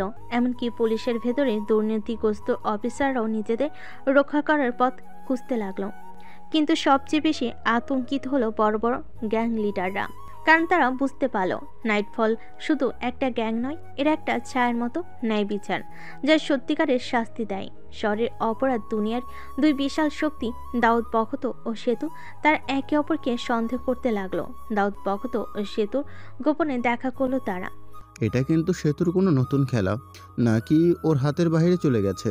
আমি জানি না, কিন্তু এই লোকগুলো যেভাবে কাজ করছে, এটা কোনো সাধারণ গ্যাংয়ের কাজ নয়। দাউদা সেতু জানতো নাইটফল গ্যাংকে নিজেদের দলে আনতে পারলে তাদের অপরাধ সাম্রাজ্য আরও শক্তিশালী হবে। কিন্তু সমস্যা একটাই, ওদের আসলে খুঁজে পাওয়া যাবে তো? কেউ জানতো না নাইটফল গ্যাংয়ের আসল নেতা কে। শুধু একটা কথা চারিদিকে ছড়িয়ে পড়ল, নাইটফল কখনো টাকা বা ক্ষমতার জন্য কাজ করে না, ওর শুধু ন্যায় বিচারের জন্য কাজ করে। সাধারণ মানুষের প্রতিক্রিয়া সাধারণ মানুষ বলা শুরু করলো। যারা আইন শৃঙ্খলা ব্যর্থতার কারণে দীর্ঘদিন ধরে কষ্ট পাচ্ছিল, তারা নাইটফল গ্যাংকে রক্ষা কর্তা হিসেবে দেখতে লাগলো। মানুষ চুপি চুপি বলতে লাগলো, আমরা আইনকে বিশ্বাস করতাম, কিন্তু এখন নাইট প্লাস গ্যাংয়ের উপর আমাদের আশা। পত্রিকায় শিরোনামগুলোতে যখন নাইটফলের নাম বারবার আসতে লাগলো, আইনের বাইরে একদল ছায়ের সৈনিক, শহরের অপরাধী গ্যাং লিডারদের রাতের ঘুম কেড়ে নিয়েছে এক রহস্যময় শক্তি। শুভ তার মাস্ক পরে নিজের দল নিয়ে একটা গোপন জায়গায় বসেছিল। তার সামনে রাখা ছিল শহরের সবচেয়ে দুর্নীতিবাজ কিছু মানুষের নামের তালিকা। সে ধীরে ধীরে বলল, এখনো কাজ শেষ হয়নি, আমরা শুধু শুরু করেছি। একজন সদস্য জিজ্ঞাসা করলো, পরবর্তী লক্ষ্য কি বস? শুভ ঠান্ডা গলায় বলল, আমরা ন্যায়ের পথে আছি, কিন্তু এর মানে এই নয় যে আমরা থেমে যাব। এবার সময় আমারও বড় শিকারের। আর এভাবেই নাইটফল গ্যাংয়ের উত্থান আরও ভয়ঙ্কর হয়ে উঠল। শহরের অন্ধকারে নেমে এলো আতঙ্ক। নাইটফল গ্যাংয়ের পরবর্তী শিকার মেয়র। শহর যখন নাইটফল গ্যাং নিয়ে আতঙ্কিত, তখনই একটা নতুন নাম আলোচনায় এলো। শহরের বর্তমান মেয়র ওসমান গনি। মেয়র ওসমান গনি বহিরাগতদের কাছে একজন সৎ ও সম্মানিত ব্যক্তি, কিন্তু আসল সত্যটা কেউ জানে না, বা জানলেও মুখ খুলতে সাহস করে না। তার ছায়ার আড়লে লুকিয়ে আছে মাদক চোরাচালান, অবৈধ জমি দখল, টেন্ডারবাজি আর অনেক অন্ধকার অপরাধ। তাই শুধু নয়, পুলিশের বড় একটি অংশ তার পকেটে বন্দি। যে কেউ তার বিরুদ্ধে মুখ খেলতে গেলে তাকে নিখোঁজ হয়ে যেতে হয়। একসময় দাউদ বকত ও সেতুর মতো বড় গ্যাংস্টাররাও তার অনুমতি ছাড়া কোনো কাজ করতো না। কিন্তু এখন এই শক্তিশালী মাফিয়া রাজনীতিবিদকে যে টার্গেট করেছে সে আর কেউ নয়, নাইটফল গ্যাং। শুভর কাছে নতুন তথ্য আসলো।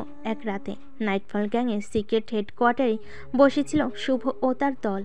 আমাদের পরবর্তী টার্গেট মেয়র। শুভ ঠান্ডা গলায় বলল, কিন্তু তারা নিরাপত্তা তো অসাধারণ। রাজীব চিন্তিত কণ্ঠে বলল, হ্যাঁ, কিন্তু আমরা কখনোই সরাসরি হামলা করি না। শুভ হাসলো। নাইটফল গ্যাংয়ের একজন সদস্য রাকিব কিছু ফাইল ছুড়ে দিল টেবিলে। মেয়রের অনেক কুকীর্তি বের করেছি।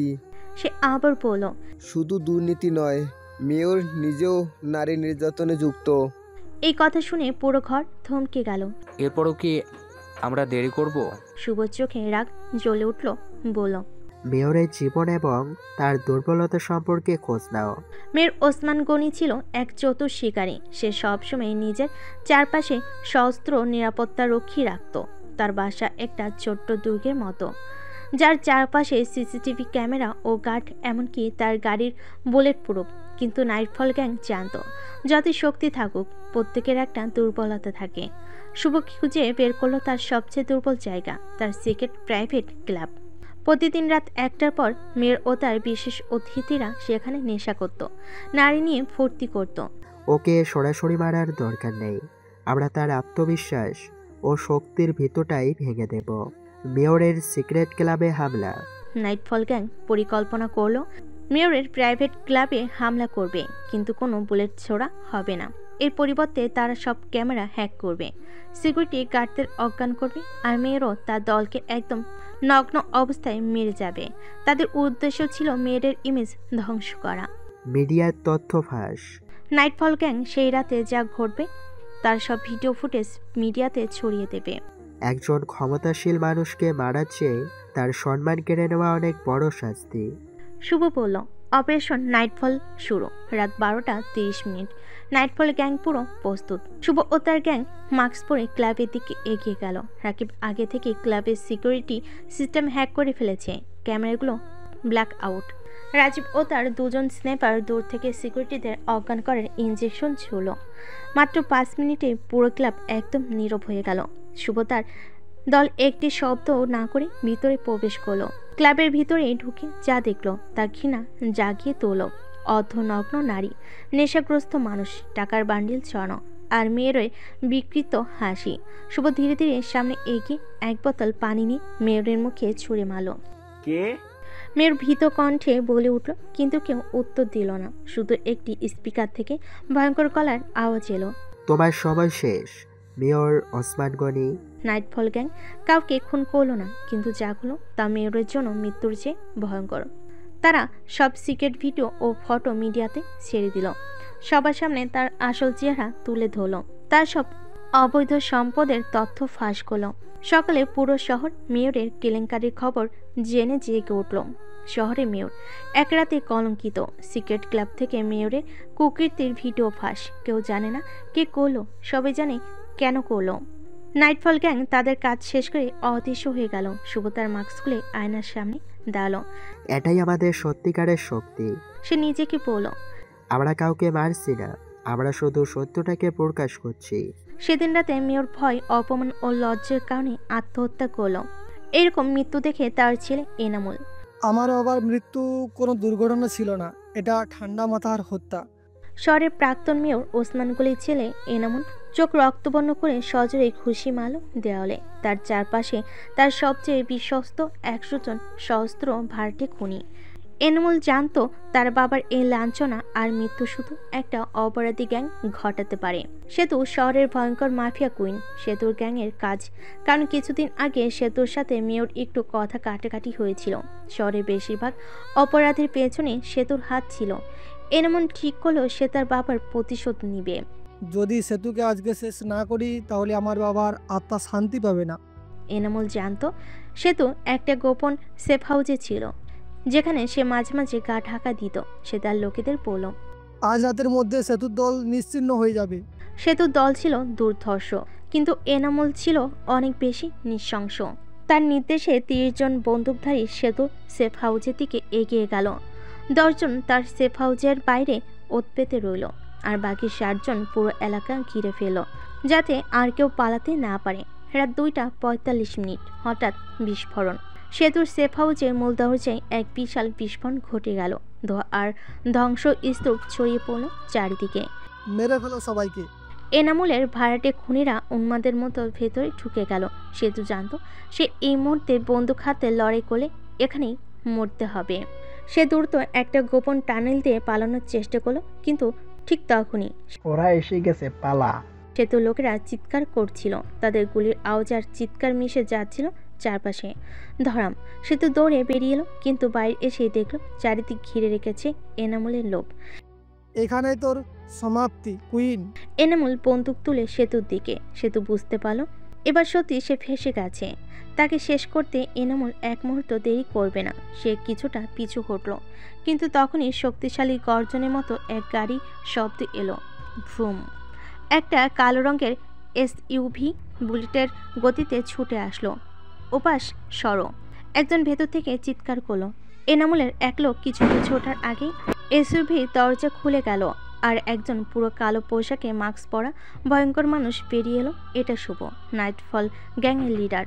এনামুল হতভম্ব হয়ে গেল। এই ছায়া মানুষটা কে? কিন্তু ভাবার সময় পেল না, আর শুভ একসাথে 3 জন লোককে গুলি করে ফেলে দিল। নাইটফল! শুভ চিৎকার করলো, আর ওপাশে আরও 5 জন মাস্ক পরা নাইটফল সদস্য ঝাঁপিয়ে পড়ল। এক ভয়ঙ্কর যুদ্ধ শুরু। এনামুলের দল নাইটফল গ্যাংয়ের শক্তি সম্পর্কে কিছুই জানতো না। তারা ভাবছিল তারা কেবল সেতুর দলকে মারতে এসেছে, কিন্তু এখন বুঝলো তারা এসেছে এক ভয়ঙ্কর ছায়ার রাজ্যে, যেখানে নাইটফল গ্যাংয়ের শাসন করে। বন্দুকের গর্জনে রাত কেঁপে উঠল। ঢুকিয়ে দে গুলি! শুভ চিৎকার করলো, আর নাইটফলের একজন স্নাইপার বিল্ডিংয়ের ছাদ থেকে পরপর 7 জনকে হেডশট মারল। এনামুল পাগলের মতো চিৎকার করলো, এই ছায়ার দলটা আসলে কে? কিন্তু কেউ উত্তর দিল না। শুধু মৃত্যুর প্রতিধ্বনি ছড়িয়ে পড়ল। সেতু শুভ আর মুখোমুখি সত্য গোলাগুলি চলতেই থাকলো। সেতু জানতো সে এই মুহূর্তে বেঁচে আছে শুধু নাইটফল গ্যাংয়ের জন্য। সে শুভর দিকে তাকালো, কিন্তু শুভ তখনও তার মুখোশ পরেছিল। তুমি কে? সেতু ফিস করে বলল, কিন্তু শুভ কোনো উত্তর দিল না। এনামুল তখনও লড়াই করছিল, কিন্তু তার লোকেরা একে একে পালাচ্ছিল। এই গ্যাং, এই ছায়ার দলকে কেউ হারাতে পারবে না। এনামুল তার বন্দুক ফেলে দিল। নাইটফল গ্যাং বুঝতে পারল এনামুল পালাতে চাইছে। শুভ চট করে একটা ছোট্ট ডিভাইস বের করলো। এটা একটা রিমোট বিস্ফোরক। সে এক মুহূর্ত দেরি করলো না, শুধু একটা বাটন টিপল, আর একটা বিস্ফোরণ। বুম! এনামুলের এক্সিট রুট সম্পূর্ণ উড়ে গেল। সে ধাক্কা খেয়ে মাটিতে পড়ে গেল।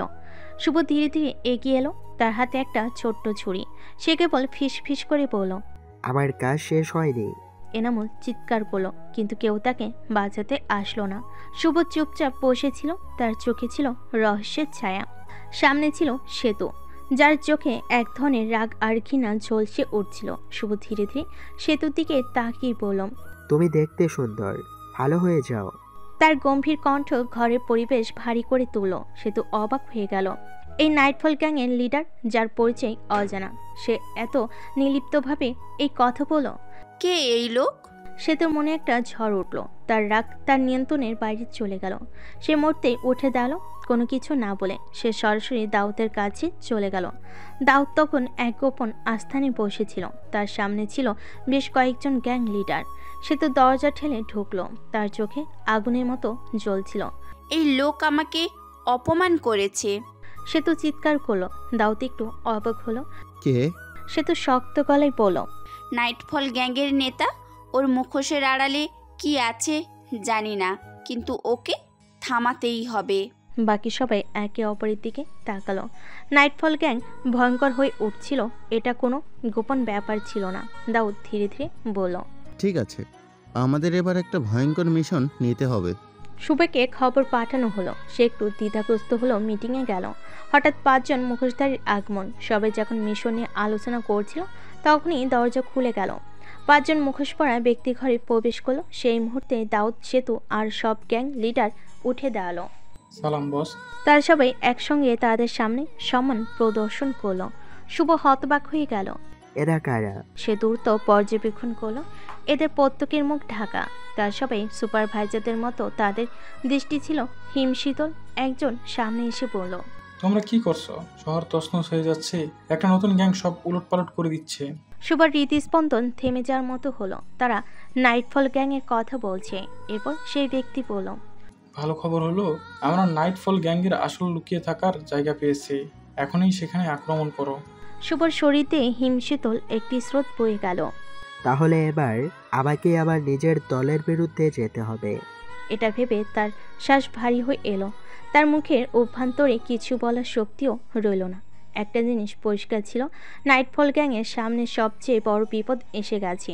শুভ চুপ করে দাঁড়িয়েছিল। তার চোখ ধীরে ধীরে কার হয়ে উঠছিল। এটা কিভাবে সম্ভব? যে গ্যাং সে নিজে তৈরি করেছে, যে গ্যাং শহরের সমস্ত অপরাধীদের ভয় দেখিয়েছে, আজ সেই নাইটফল গ্যাংয়ের বিরুদ্ধে তাকে নামতে হবে। শুভ বুঝতে পারছিল এটা একটা ফাঁদ। তার মস্তিষ্ক দ্রুত কাজ করতে লাগলো। সে তার দলের লোকেদের উপর বিশ্বাস রাখত, কিন্তু এখন কি করা উচিত? নাইটফল গ্যাংয়ের ধ্বংস নাকি পুনর্জন্ম? শুভ বুঝতে পারছিল এটা তার জীবনের সবচেয়ে কঠিন সময়। যদি সে একটু ভুল করত তাহলে আজই তার শেষ দিন হতে পারত। সে দ্রুত তার বিশেষ এনক্রিপ্টেড ডিভাইস বের করলো। তার হাত দ্রুত চালাতে লাগলো। SMS sent. বন্ধু, তৈরি কর এবং জায়গা ত্যাগ কর। আমাদের রাস্তার খবর পেয়ে গেছে। এই মেসেজ পাওয়ার সাথে সাথে নাইটফল গ্যাংয়ের সদস্যরা বুঝে গেল কি করতে হবে। তার সঙ্গে সঙ্গে তাদের অস্ত্র, অর্থ, গুরুত্বপূর্ণ নথিপত্র আর সবকিছু গায়েব করা শুরু করলো। কিন্তু একটা ফাঁদ তৈরি করাও দরকার ছিল। তারা ফাঁকা আস্থানে কিছু দামি লাশ রেখে দিল এবং ভয়ঙ্কর বিস্ফোরণের ব্যবস্থা করলো। শুভর চূড়ান্ত চাল, নিজেকে মৃত দেখানো। শুভ জানতো সে যদি এখান থেকে বেরিয়ে যেতে চায় তাহলে নিজেকে মৃত দেখাতে হবে। তাই সে নিজের জন্য একটা ফাঁদ তৈরি করলো। বিস্ফোরণের সময় সে একটা গোপন সুড়ঙ্গে নেমে গেল, যেটা আগে থেকেই তৈরি ছিল। আমন্ত্রণের ভয়ঙ্কর রাত, গভীর রাত, চারিদিক নীরব। তবে এই নীরবতা বেশি সময় থাকলো না। বুম!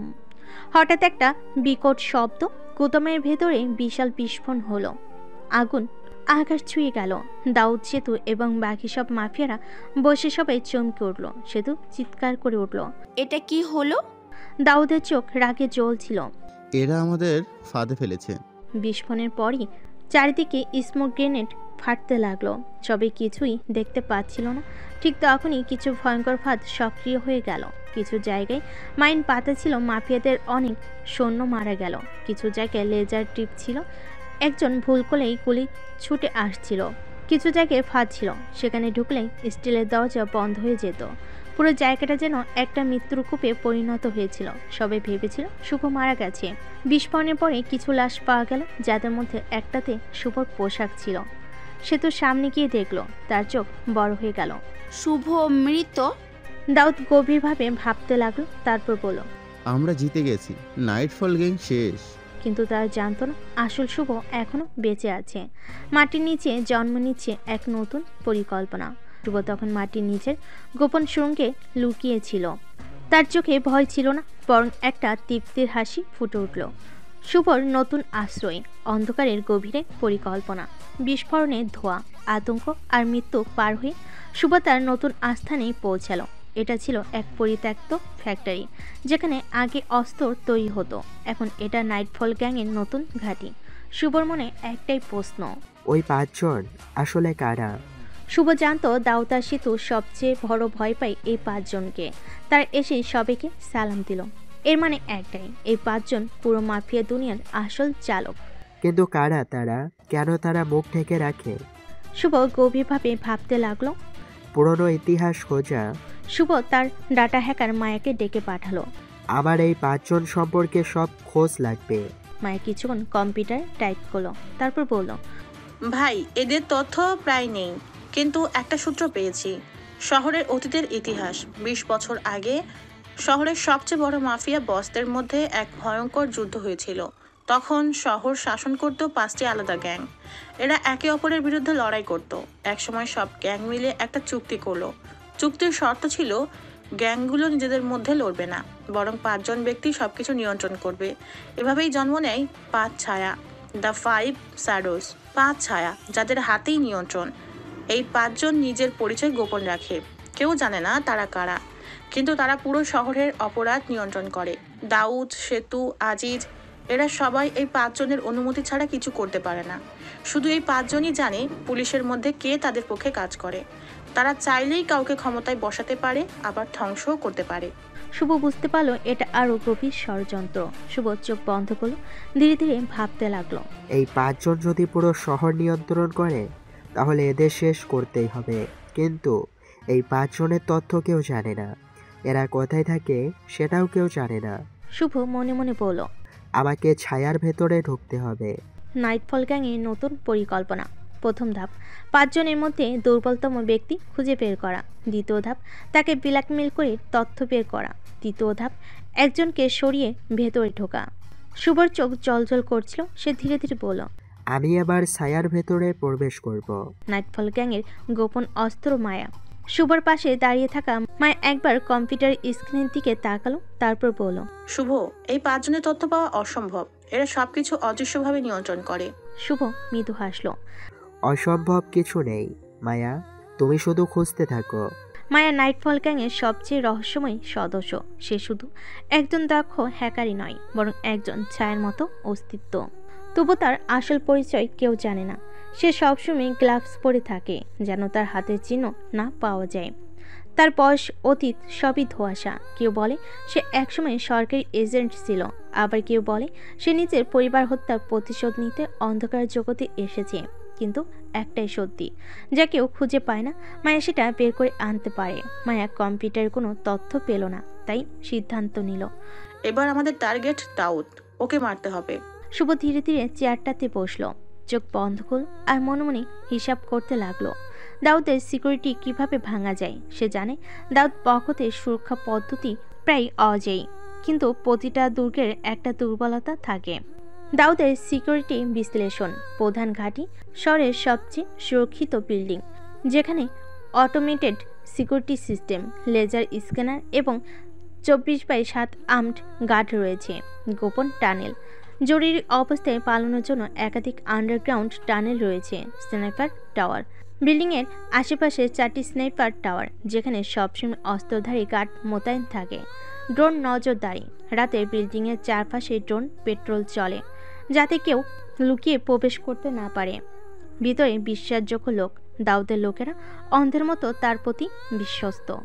পরিকল্পনা, ছায়া অপসারণ মিশন। প্রথম ধাপ, বিভ্রান্ত তৈরি করা। মায়া দাউদের ড্রোন সিস্টেম হ্যাক করবে এবং ভুল সিগন্যাল পাঠাবে, যেন তারা মনে করে কেউ ভেতরে প্রবেশ করেছে। ফলে গার্ডদের বেশিরভাগ বাহিনী অন্যদিকে ছুটবে। দ্বিতীয় ধাপ, স্নাইপার অপারেশন। 2 জন স্নাইপার দাউদের প্রধান ঘাঁটির আশপাশে 2টি টাওয়ারে চুপিচারে অবস্থান নেবে। একবার সংবাদ পেলে তারা দুদিক থেকে একসঙ্গে হামলা চালিয়ে দাউদের স্নাইপারদের সরিয়ে ফেলবে। এই হামলা হবে স্প্রে শট স্টাইলে, অর্থাৎ একসঙ্গে একাধিক টার্গেট ধ্বংস। প্রধান বিল্ডিংয়ের প্রবেশ, গোপন টানেলের একটি প্রবেশপথ চিহ্নিত করা হয়েছে। নাইটফল গ্যাংয়ের সদস্যরা সাইলেন্সার লাগানো অস্ত্র নিয়ে ভিতরে প্রবেশ করবে। তাদের লক্ষ্য নিঃশব্দ হত্যা, কেউ যেন টের না পায়। চতুর্থ ধাপ, বিস্ফোরণের জাল। মায়ের সিকিউরিটি সিস্টেমকে ধ্বংস করার জন্য বিল্ডিংয়ে বিভিন্ন স্থানে রিমোট ডেটোনেটর বসাবে। এতে করে একবার হামলা শুরু হলে পুরো বিল্ডিং ধোঁয়ায় ভরে যাবে, ফলে কেউ সহজে পালাতে পারবে না। পঞ্চম ধাপ, মূল টার্গেট দাউদ ও তার সঙ্গীরা। শুভ নিজে দাউদের কক্ষে যাবে। মায়ের আগে থেকে তার ফোন হ্যাক করবে, যাতে সে কারোর সঙ্গে যোগাযোগ করতে না পারে। তারপর নাইটফল গ্যাং একে একে সবাইকে শেষ করবে। চূড়ান্ত ধ্বংস। এই পরিকল্পনা সফল হলে দাউদের পুরো গ্যাং শেষ হয়ে যাবে। পরিকল্পনা অনুযায়ী আক্রমণ শুরু করা হলো। সন্ধ্যা 7টা। দাউদের বিল্ডিংয়ের চারপাশে কালো ছায়ার মতো ছড়িয়ে পড়ল নাইটফল গ্যাং। শুভ মুখে কালো মাস্ক পরে ধীর পায়ে হেঁটে এলো। পেছনে তার 5 জন ঘাতক। আজ রক্ত ঝরবে। শুভ ফিসফিস করে বলল। তার চোখে ধ্বংসের নেশা জ্বলছিল। প্রথম আঘাত, নিশ্চিদ্র নিরাপত্তা ধ্বংস। স্নাইপার টাওয়ারে 2টি গুলি। একটা গুলি সোজা এক স্নাইপারের কপালে, আরেকটি গুলি গলার ভেতর দিয়ে বেরিয়ে গেল। তারা বোঝার আগেই 2 স্নাইপার নিথর হয়ে পড়ল। মায়া ইতিমধ্যে হ্যাক করে ড্রোনের সিকিউরিটি সিস্টেম বন্ধ করে ফেলেছে। সামনে দরজায় দাঁড়িয়ে থাকা 2 জন গার্ড 1 সেকেন্ডের মধ্যেই নিঃশব্দে মাটিতে লুটিয়ে পড়ল। গলায় ছুরি বসিয়ে দিয়েছে নাইটফলের একজন সদস্য। শুভ আর তার দল বিল্ডিংয়ে ঢুকতে ভেতরে থাকা দাউদের লোকেরা বুঝতে পারল কিছু একটা ভুল হচ্ছে। তার এখানে আক্রমণ করো। হঠাৎ করেই চারপাশে গুলি ছুটে চলল। একজন নাইটফল সদস্য সামনে টেবিলের পেছনে লাফিয়ে পড়ে ডাবল পিস্তল বের করলো। দুপাশে 2 গার্ডের দিকে তাক করে টিকার টানলো। তাদের একজনের মাথায় অর্ধেক উড়ে গেল, আর একজনের বুক চেপে ধরে হাঁটুকেই বসে গেল। তার গলা দিয়ে রক্ত গলগল করে বের হচ্ছিল। শুভ একজনের পেটে ছুরি বসিয়ে দিল, তারপর লাথি মেরে সরিয়ে দিল। সে গার্ড পেছনে গিয়ে দেওয়ালে আছড়ে পড়ল। তার মুখ দিয়ে রক্ত গড়িয়ে নামছিল। আরেক গার্ড দৌড়ে এসে শুভর দিকে গুলি ছুটছিল, কিন্তু শুভ চটজলদি বাঁদিকে সরে গিয়ে মাথার উপর দিয়ে গুলি চলে যেতে দিল। বড্ড ধীর। শুভ ফিসফিস করে পড়ল এবং 1 সেকেন্ডের ভিতর গার্ডের কপালের মাঝখানে গুলি করল। গার্ডের শরীর ধপাস করে মাটিতে পড়ে গেল। চোখ দুটো অবাক হয়ে খোলা রয়ে গেল। দাউদের পালানোর চেষ্টা, কিন্তু দাউদ এখনও জানত না পুরো বিল্ডিং ধ্বংসের মুখে। সে তার সিক্রেট এসকেপ টানেল দিয়ে পালানোর চেষ্টা করলো, কিন্তু নাইটফলের একজন সদস্য আগে সেখানে একটা ভয়ঙ্কর বিস্ফোরক বসিয়ে রেখেছিল। দাউদ দরজা খুলতে না খুলতেই বিস্ফোরণ, এক বিশাল আগুনের ঢেউ পুরো করিডর কাঁপিয়ে দিল। দাউদ পেছনে ছিটকে পড়ল। তার কপাল থেকে রক্ত গড়িয়ে নামছিল। শুভ ধীরে ধীরে তার দিকে এগিয়ে গেল, পিস্তল তুলে ধরল। শেষ কথা বলবি? শুভ জিজ্ঞেস করলো ঠান্ডা গলায়। দাউদ চোখ লাল করে তাকিয়ে বলল, তুই জানিস না তুই কাদের সঙ্গে লড়াই করেছিস? দাউদ আচমকা কোমর থেকে একটা বন্দুক বের করলো। সে গুলি ছুড়ল, কিন্তু শুভ দ্রুত পাশ কাটিয়ে গেল। শুভ সামনে ঝাঁপিয়ে দাউদের হাত ধরে মুচড়ে দিল। বন্দুকটা নিচে পড়ে গেল। তারপর এক ঘুষিতে দাউদের নাক ভেঙে দিল। দাউদ মাটিতে পড়ে গেল, রক্তে ভেসে যেতে লাগলো। দাউদ বক্ত শেষ। নাইটফল গ্যাং তাকে জীবিত ধরে ফেলেছে। শুভ ও তার দল তাকে দড়িতে বেঁধে অবচেতন করে ফেলল। তারপর একদম চুপচাপ দাউদকে নিয়ে বিল্ডিং থেকে বেরিয়ে গেল। তাদের রেখে যাওয়া বিস্ফোরক একের পর এক ফাটতে লাগলো। একটা পুরো বিল্ডিং রক্তে ধোয়া আর আগুনের সমুদ্র হয়ে উঠল। শুভ ধীরে ধীরে গাড়ির জানালা দিয়ে পুড়ে যাওয়া বিল্ডিংয়ের দিকে তাকালো। তার পাশে অবচেতন অবস্থায় পড়ে আছে দাউদ বখত। এখন তোর রাজত্ব শেষ, সময় হলো হিসাব নেবার। শুভ তার ঠোঁটে এক রহস্যময় হাসি ছড়িয়ে দিল। নাইটফল গ্যাং ইতিহাসের সবচেয়ে ভয়ঙ্কর খেলা শুরু করেছে। অন্ধকার রুম, চোখের উপর কাপড় বাঁধা, হাত পা চেয়ারের সঙ্গে শক্ত করে বাঁধা। দাউদ ধীরে ধীরে জ্ঞান ফিরে পেল। মাথাটা ঝিমঝিম করছিল, শরীরের প্রতিটা পেশিতে যেন আগুন ধরেছে। হঠাৎ কানের কাছে এক গম্ভীর কণ্ঠস্বর, ওদের নাম বল। দাউদ মাথা তুলতে গেল, কিন্তু পারল না।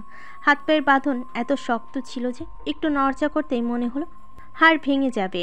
শাস্তির শুরু, যন্ত্রণার প্রথম ধাপ। দাউদ নীরব। শুভ সামনে এগিয়ে এলো, হাতে একটা ছোট্ট ছুরি চকচক করছিল। বলবি, না হলে একে একে সব অঙ্গ হারাবি। দাউদ মুখ চেপে রাখলো। চমক। শুভ ছুরিটা ধীরে ধীরে দাউদের হাতের তর্জনী আঙ্গুলের উপর রাখলো। তারপর ঠান্ডা গলায় বলল, শেষবার জিজ্ঞেস করলাম, ওরা 5 জন কারা? দাউদ এবারও চুপ। প্রথম রক্ত ঝরল। ছুরির ফল ধীরে ধীরে চামড়ার ভেতর ঢুকতে লাগলো। রক্ত গড়িয়ে পড়ল। দাউদের সারা শরীর কেঁপে উঠল। আর দাউদ চিৎকার করে উঠল। শুভ এবার ধীরে ধীরে তর্জনী আঙ্গুলটা কেটে ফেলল। দাউদ যন্ত্রণায় পাগলের মতো চিৎকার করতে লাগলো। দ্বিতীয় ধাপ, শরীর হাড় ভাঙ্গার খেলা। দাউদের হাঁটুতে একটা লোহার রড বসিয়ে দিল নাইটফল দলের একজন। গ্যাঞ্জো, একটা শক্ত লাথি হাঁটুতে পড়তেই হাড় গুঁড়ো হয়ে গেল। দাউদ মাটিতে পড়ে যেতে চাইলে, কিন্তু চেয়ার বাঁধা ছিল। শুভ ধীরে ধীরে তার কানে ফিসফিস করল, তোর জন্য এইটাই ট্রেলার, যদি না বলিস তোকে ধীরে ধীরে শেষ করব। তৃতীয় ধাপ, বিদ্যুতের শক। দাউদের বুকে ইলেকট্রিক ক্ল্যাম্প বসিয়ে দেওয়া হলো। বজ্র, একটা শক্তিশালী বিদ্যুতের ধাক্কা তার সারা শরীর কাঁপিয়ে তুলল। তার চোখ উল্টে যেতে লাগলো, পুরো শরীর ধনুকের মতো বাঁকা হয়ে গেল। এবার দ্বিতীয় শক দেওয়া হলো, ঝঝঝ। এবার দাউদ এবার পুরোপুরি কেঁপে উঠল, মুখ দিয়ে ফেনা বের হতে লাগলো। শেষ ধাপে দাউদ ভেঙে পড়ল, তার শরীর কাঁপছিল, শ্বাস নিতে কষ্ট হচ্ছিল। বল কারা ওরা 5 জন? দাউদের চোখে আতঙ্ক। তাকে আরেকটা শক দেওয়ার আগে সে কাঁপতে কাঁপতে বলে উঠল। দাউদ বক্ষত যন্ত্রণায় কাঁপছিল, তার সারা শরীর রক্তে ভেসে যাচ্ছিল, তার চোখে ছিল আতঙ্ক, কণ্ঠে কাঁপুনি। শুভ ধীরে ধীরে তার মুখের কাছে ঝুঁকে বলল, ওদের নাম বল। দাউদ শ্বাস নিতে কষ্ট পাচ্ছে, তবু কাঁপতে কাঁপতে বলল, ওরা 5 জন আলাদা কিন্তু একসঙ্গেই পুরো দেশ চালায়। ওরা রাজনীতির উপরে, আইন শৃঙ্খলার উপরে। ওদের নাম কেউ মুখ ফুটে উচ্চারণও করে না। শুভ মুচকি হেসে বলল, আজ থেকে সবাই জানবে ওরা কারা। Shafiqul Islam the king maker, বয়স 65+, দেশের সবচেয়ে প্রভাবশালী রাজনীতিবিদদের একজন, একাধিকবার এমপি হয়েছে, এখনও দেশের সবচেয়ে শক্তিশালী সিন্ডিকেটের মূল হোতা। তার হাতে দেশের প্রধানমন্ত্রী মন্ত্রীরা পর্যন্ত নাচে। আইন শৃঙ্খলা বাহিনীর বড় অংশ তার হাতের মুঠোয়। চার আড়ালে থেকেও পুরো দেশকে নিয়ন্ত্রণ করে। দেশ শাসন করার জন্য রাজনীতির ক্ষমতা লাগে, অস্ত্র নয়। 2. রফিক মলিক দ্য ফ্ল্যান্সার, বয়স 58+, দেশের সবচেয়ে ধনী ব্যক্তিদের একজন। তার মালিকানায় 20+ কোম্পানি, ব্যাংক ও আন্তর্জাতিক বিনিয়োগ ফার্ম। রাজনীতিবিদ থেকে মাফিয়া সবাই তার কাছ থেকে টাকা নেয়। তার টাকার জোরে পুলিশ, র্যাব, আদালত সবাই কেনা হয়ে যায়। নাইটফল গ্যাং এর মতো গোষ্ঠী তার চোখের কাটা, কারণ তারা তার ব্যবসার জন্য হুমকি। শক্তি নয়, টাকা দিয়ে যুদ্ধ জেতা যায়। Colonel 3. Colonel Ikram the ghost general, বয়স 60+, সাবেক মিলিটারি অফিসার, আর্মির এক্স স্পেশাল ফোর্সের প্রধান ছিল, এখন দেশের আন্ডারগ্রাউন্ড মিলিটারি অপারেশনের মূল নায়ক। তার হাতে প্রচুর অবৈধ অস্ত্র মজুদ, দেশীয় ও আন্তর্জাতিক অস্ত্র ব্যবসার বড় ডিলার। সন্ত্রাসী, মাফিয়া, রাজনীতিবিদ সবাই তার উপর নির্ভর করে। সে দেশের বাইরে থেকেও অপারেশন চালায়, সরাসরি মাঠে নামে না। যুদ্ধ জিততে জানলে কখনো যুদ্ধ করতে হয় না। 4. জাহির মোল্লা ড্রাগ কিং, বয়স 55+, দেশের সবচেয়ে বড় ড্রাগ লর্ড। তার নিয়ন্ত্রণে শত শত কোটি টাকা ড্রাগ ব্যবসা চলে। শহরের বস্তি থেকে বড়লোকদের এলাকা পর্যন্ত সবখানে তার ড্রাগ বিক্রি হয়। রাজনৈতিক নেতা, পুলিশ অফিসার, ব্যবসায়ীদের সঙ্গে তার সরাসরি সংযোগ। নাইটফল গ্যাং তার ব্যবসার জন্য সবচেয়ে বড় হুমকি। যদি টাকা কামাতে চাস, মানুষের নেশাকে পুঁজি কর। 5. রাহুল দ্য হ্যাকার, বয়স 35+, পুরো দেশের সাইবার ও ডিজিটাল ইকোনমি তার নিয়ন্ত্রণে। ব্যাংক, গোয়েন্দা সংস্থা, সরকারের ডাটা সবকিছু তার হাতের মুঠোয়। সে শুধু প্রযুক্তির আড়ালে বসে থেকে দেশের সবচেয়ে বড় অপরাধগুলো পরিচালনা করে। দুনিয়ার সামনে সে শুধু একজন সফল ব্যবসায়ী, কিন্তু বাস্তবে সে ছায়ার সবচেয়ে বড় খেলোয়াড়। নাইটফল গ্যাংয়ের প্রতিটি মুভমেন্ট ট্র্যাক করার চেষ্টা করছে। তুমি যখন চিন্তা করছো, আমি তখন তোমার ব্রেন হ্যাক করে ফেলেছি। শুভেবার উঠে দাঁড়ালো। নাইটফল গ্যাং জানতো এই 5 জনকে না হারালে শহর থেকে মাফিয়া দূর করা যাবে না। এবারে ওদের শিকারের পালা শুরু হবে। দাউদ বখতের পতনের পর শহরের আন্ডারওয়ার্ল্ডের এক বিশাল শূন্যতার সৃষ্টি হলো। বড় গ্যাংগুলো হতভম্ব হয়ে গেল, আর ছোট গ্যাংগুলো যেন ক্ষুধার্ত শকুনের মতো শিকার খুঁজতে লাগলো।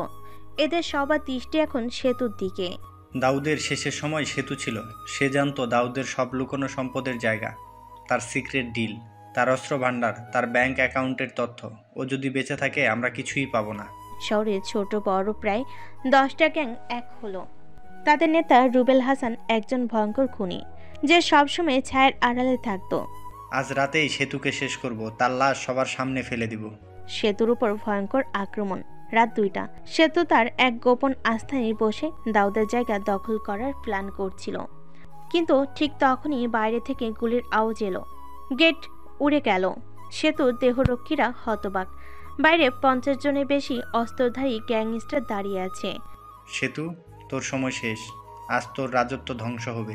এক মুহূর্ত দেরি না করে গোলাগুলি শুরু হলো। সেতুর লোকজন পাল্টা গুলি চালালো, কিন্তু সংখ্যা কম থাকায় তারা একের পর এক পড়তে লাগলো। সেতু বুঝতে পারল এবার তার পালানোর সময় এসেছে। সে দ্রুত গোপনে টালান দিয়ে বের হতে লাগলো, কিন্তু ঠিক তখনই পেছন থেকে রুবেল হাসান এসে তার সামনে দাঁড়িয়ে গেল। এত সহজে পালাতে দেব না কুইন। সে তোর হাতে তখন শুধু একটা পিস্তল ছিল, কিন্তু রুবেল আর তার 10 জন গ্যাং মেম্বার তাকে ঘিরে ফেলল। তখনই শুভর ভয়ঙ্কর এন্ট্রি। একটা ব্ল্যাক এসইউভি গর্জে উঠল, গাড়ির দরজা খুলে গেল, আর ধোয়ার ভেতর থেকে ধীরে ধীরে একটা কালো কোট পরা লোক বের হয়ে এলো। তার চোখে আগুন, হাতে 2টা মেশিন গান। একে রে? 1 সেকেন্ডের মধ্যে 20 জন গ্যাং মেম্বার লাশ হয়ে গেল। রুবেল হতবাক। লোকটা ধীরে ধীরে বলল, লিডার অফ নাইটফল গ্যাং। তুই কে? সেতুর মুখ ফ্যাকাশে হয়ে গেল। এরপর শুভ, তারপর সেই সিনেপারদের ইশারা দিল। তৎক্ষণিক বিল্ডিংয়ের ছাদ থেকে সাইলেন্সার বন্দুকের আওয়াজ। সব বেঁচে থাকা গ্যাং মেম্বার লুটিয়ে পড়ল। রুবেল দৌড় দিতে লাগলো। শুভ এক গুলিতে তার হাঁটু উড়িয়ে দিল। রুবেল কাঁপতে কাঁপতে বলল, প্লিজ আমাকে মেরো না। শুভ তার সামনে গিয়ে দাঁড়ালো, চোখে রক্তচক্ষু। আমি ধর্ষকদের বাঁচতে দেই না। সে ছুরি বের করলো আর এক আঘাতে রুবেলের গলা কেটে দিল। রুবেলের শরীর মাটিতে লুটিয়ে পড়ল। সে তো এতক্ষণ চুপচাপ দাঁড়িয়েছিল। তুই আসলেই কে? শুভ ধীরে ধীরে তার দিকে এগিয়ে গেল, তার কোমর জড়িয়ে ধরল আর বলল, এখন থেকে তুই আমার সাথে চলবি। সে তো হতবাক। কোথায়? শুভ ঠান্ডা কণ্ঠে বলল, আমার রাজ্যে। তারপর সে সেতুকে কোলে তুলে নিল আর গাড়ির দিকে হাঁটতে লাগলো। শহরের সমস্ত গ্যাং নাইটফল গ্যাং ধ্বংস করে দিয়েছে। দাউদ নেই। ছোট ছোট গ্যাংগুলো নিশ্চিহ্ন, শুধু রয়ে গেছে রাঘববোয়াল 5 জন। তারা এতদিন থেকে গেছে ছায়ের আড়ালে। তারা ভয় পাচ্ছে না, কারণ তারা জানে তাদের স্তরে বোঝানো অসম্ভব। কিন্তু শুভ জানে অসম্ভব বলে কিছু নেই সেতুকে নিয়ে যাওয়া। সেতু ধীরে ধীরে চোখ খুলো। সে নিজেকে দেখলো একটা বিশাল বাগানের মধ্যে। চারপাশে হালকা হলুদ আলো জ্বলছে। শুভ সামনে দাঁড়িয়ে আছে, কালো শার্টের হাতা গুটিয়ে, চোখে মুখে অদ্ভুত এক শক্তির ছাপ। সেতু উঠে বসে বলল, তুমি আমাকে এখানে কেন এনেছো? শুভ ধীরে ধীরে এগিয়ে এলো, তারপর এক হাঁটু গেড়ে বসলো। জানো তোমাকে বাঁচিয়ে রেখেছি কেন? সেতু কাঁপা কণ্ঠে বলল, না। শুভ তার দিকে তাকালো, চোখে গাঢ় অন্ধকার, কিন্তু কণ্ঠে কোমলতা। কারণ আমি তোমাকে ভালোবাসি। সেতুর নিঃশ্বাস আটকে গেল। তুমি হয়তো ভাবছো আমি শুধু প্রতিশোধ নিতেই বেঁচেছিলাম, কিন্তু না, আমি তোমার অতীত জানি। জানি কিভাবে তুমি গ্যাংস্টার হলে। সেতু কিছু বলার চেষ্টা করলো, কিন্তু শুভ থামিয়ে দিল। আমি চাই না তুমি এই দুনিয়ায় হারিয়ে যাও। আমি চাই তুমি আগের মতো হও, ভালো হয়ে যাও, আর আমার রোমান্টিক বউ হও। সেতু চোখ ছলছল করে উঠল। সে কিছু বলতে পারল না, শুধু শুভর দিকে তাকিয়ে থাকলো। শুভ ধীরে ধীরে তার কাঁধে হাত রাখলো। তুমি চাইলে আজই সব ছেড়ে দিতে পারো। আমি তোমাকে রানী বানাবো, তবে এক নতুন জগতে। এই শহর এবার নতুন রাজা আর রানীর অপেক্ষায়। সেতু কিছু বলল না। পরে সেতুকে রেস্টরুমে নিয়ে যাওয়া হলো। সেতু শুয়ে শুয়ে শুভ গ্যাংয়ের কথা ভাবছে।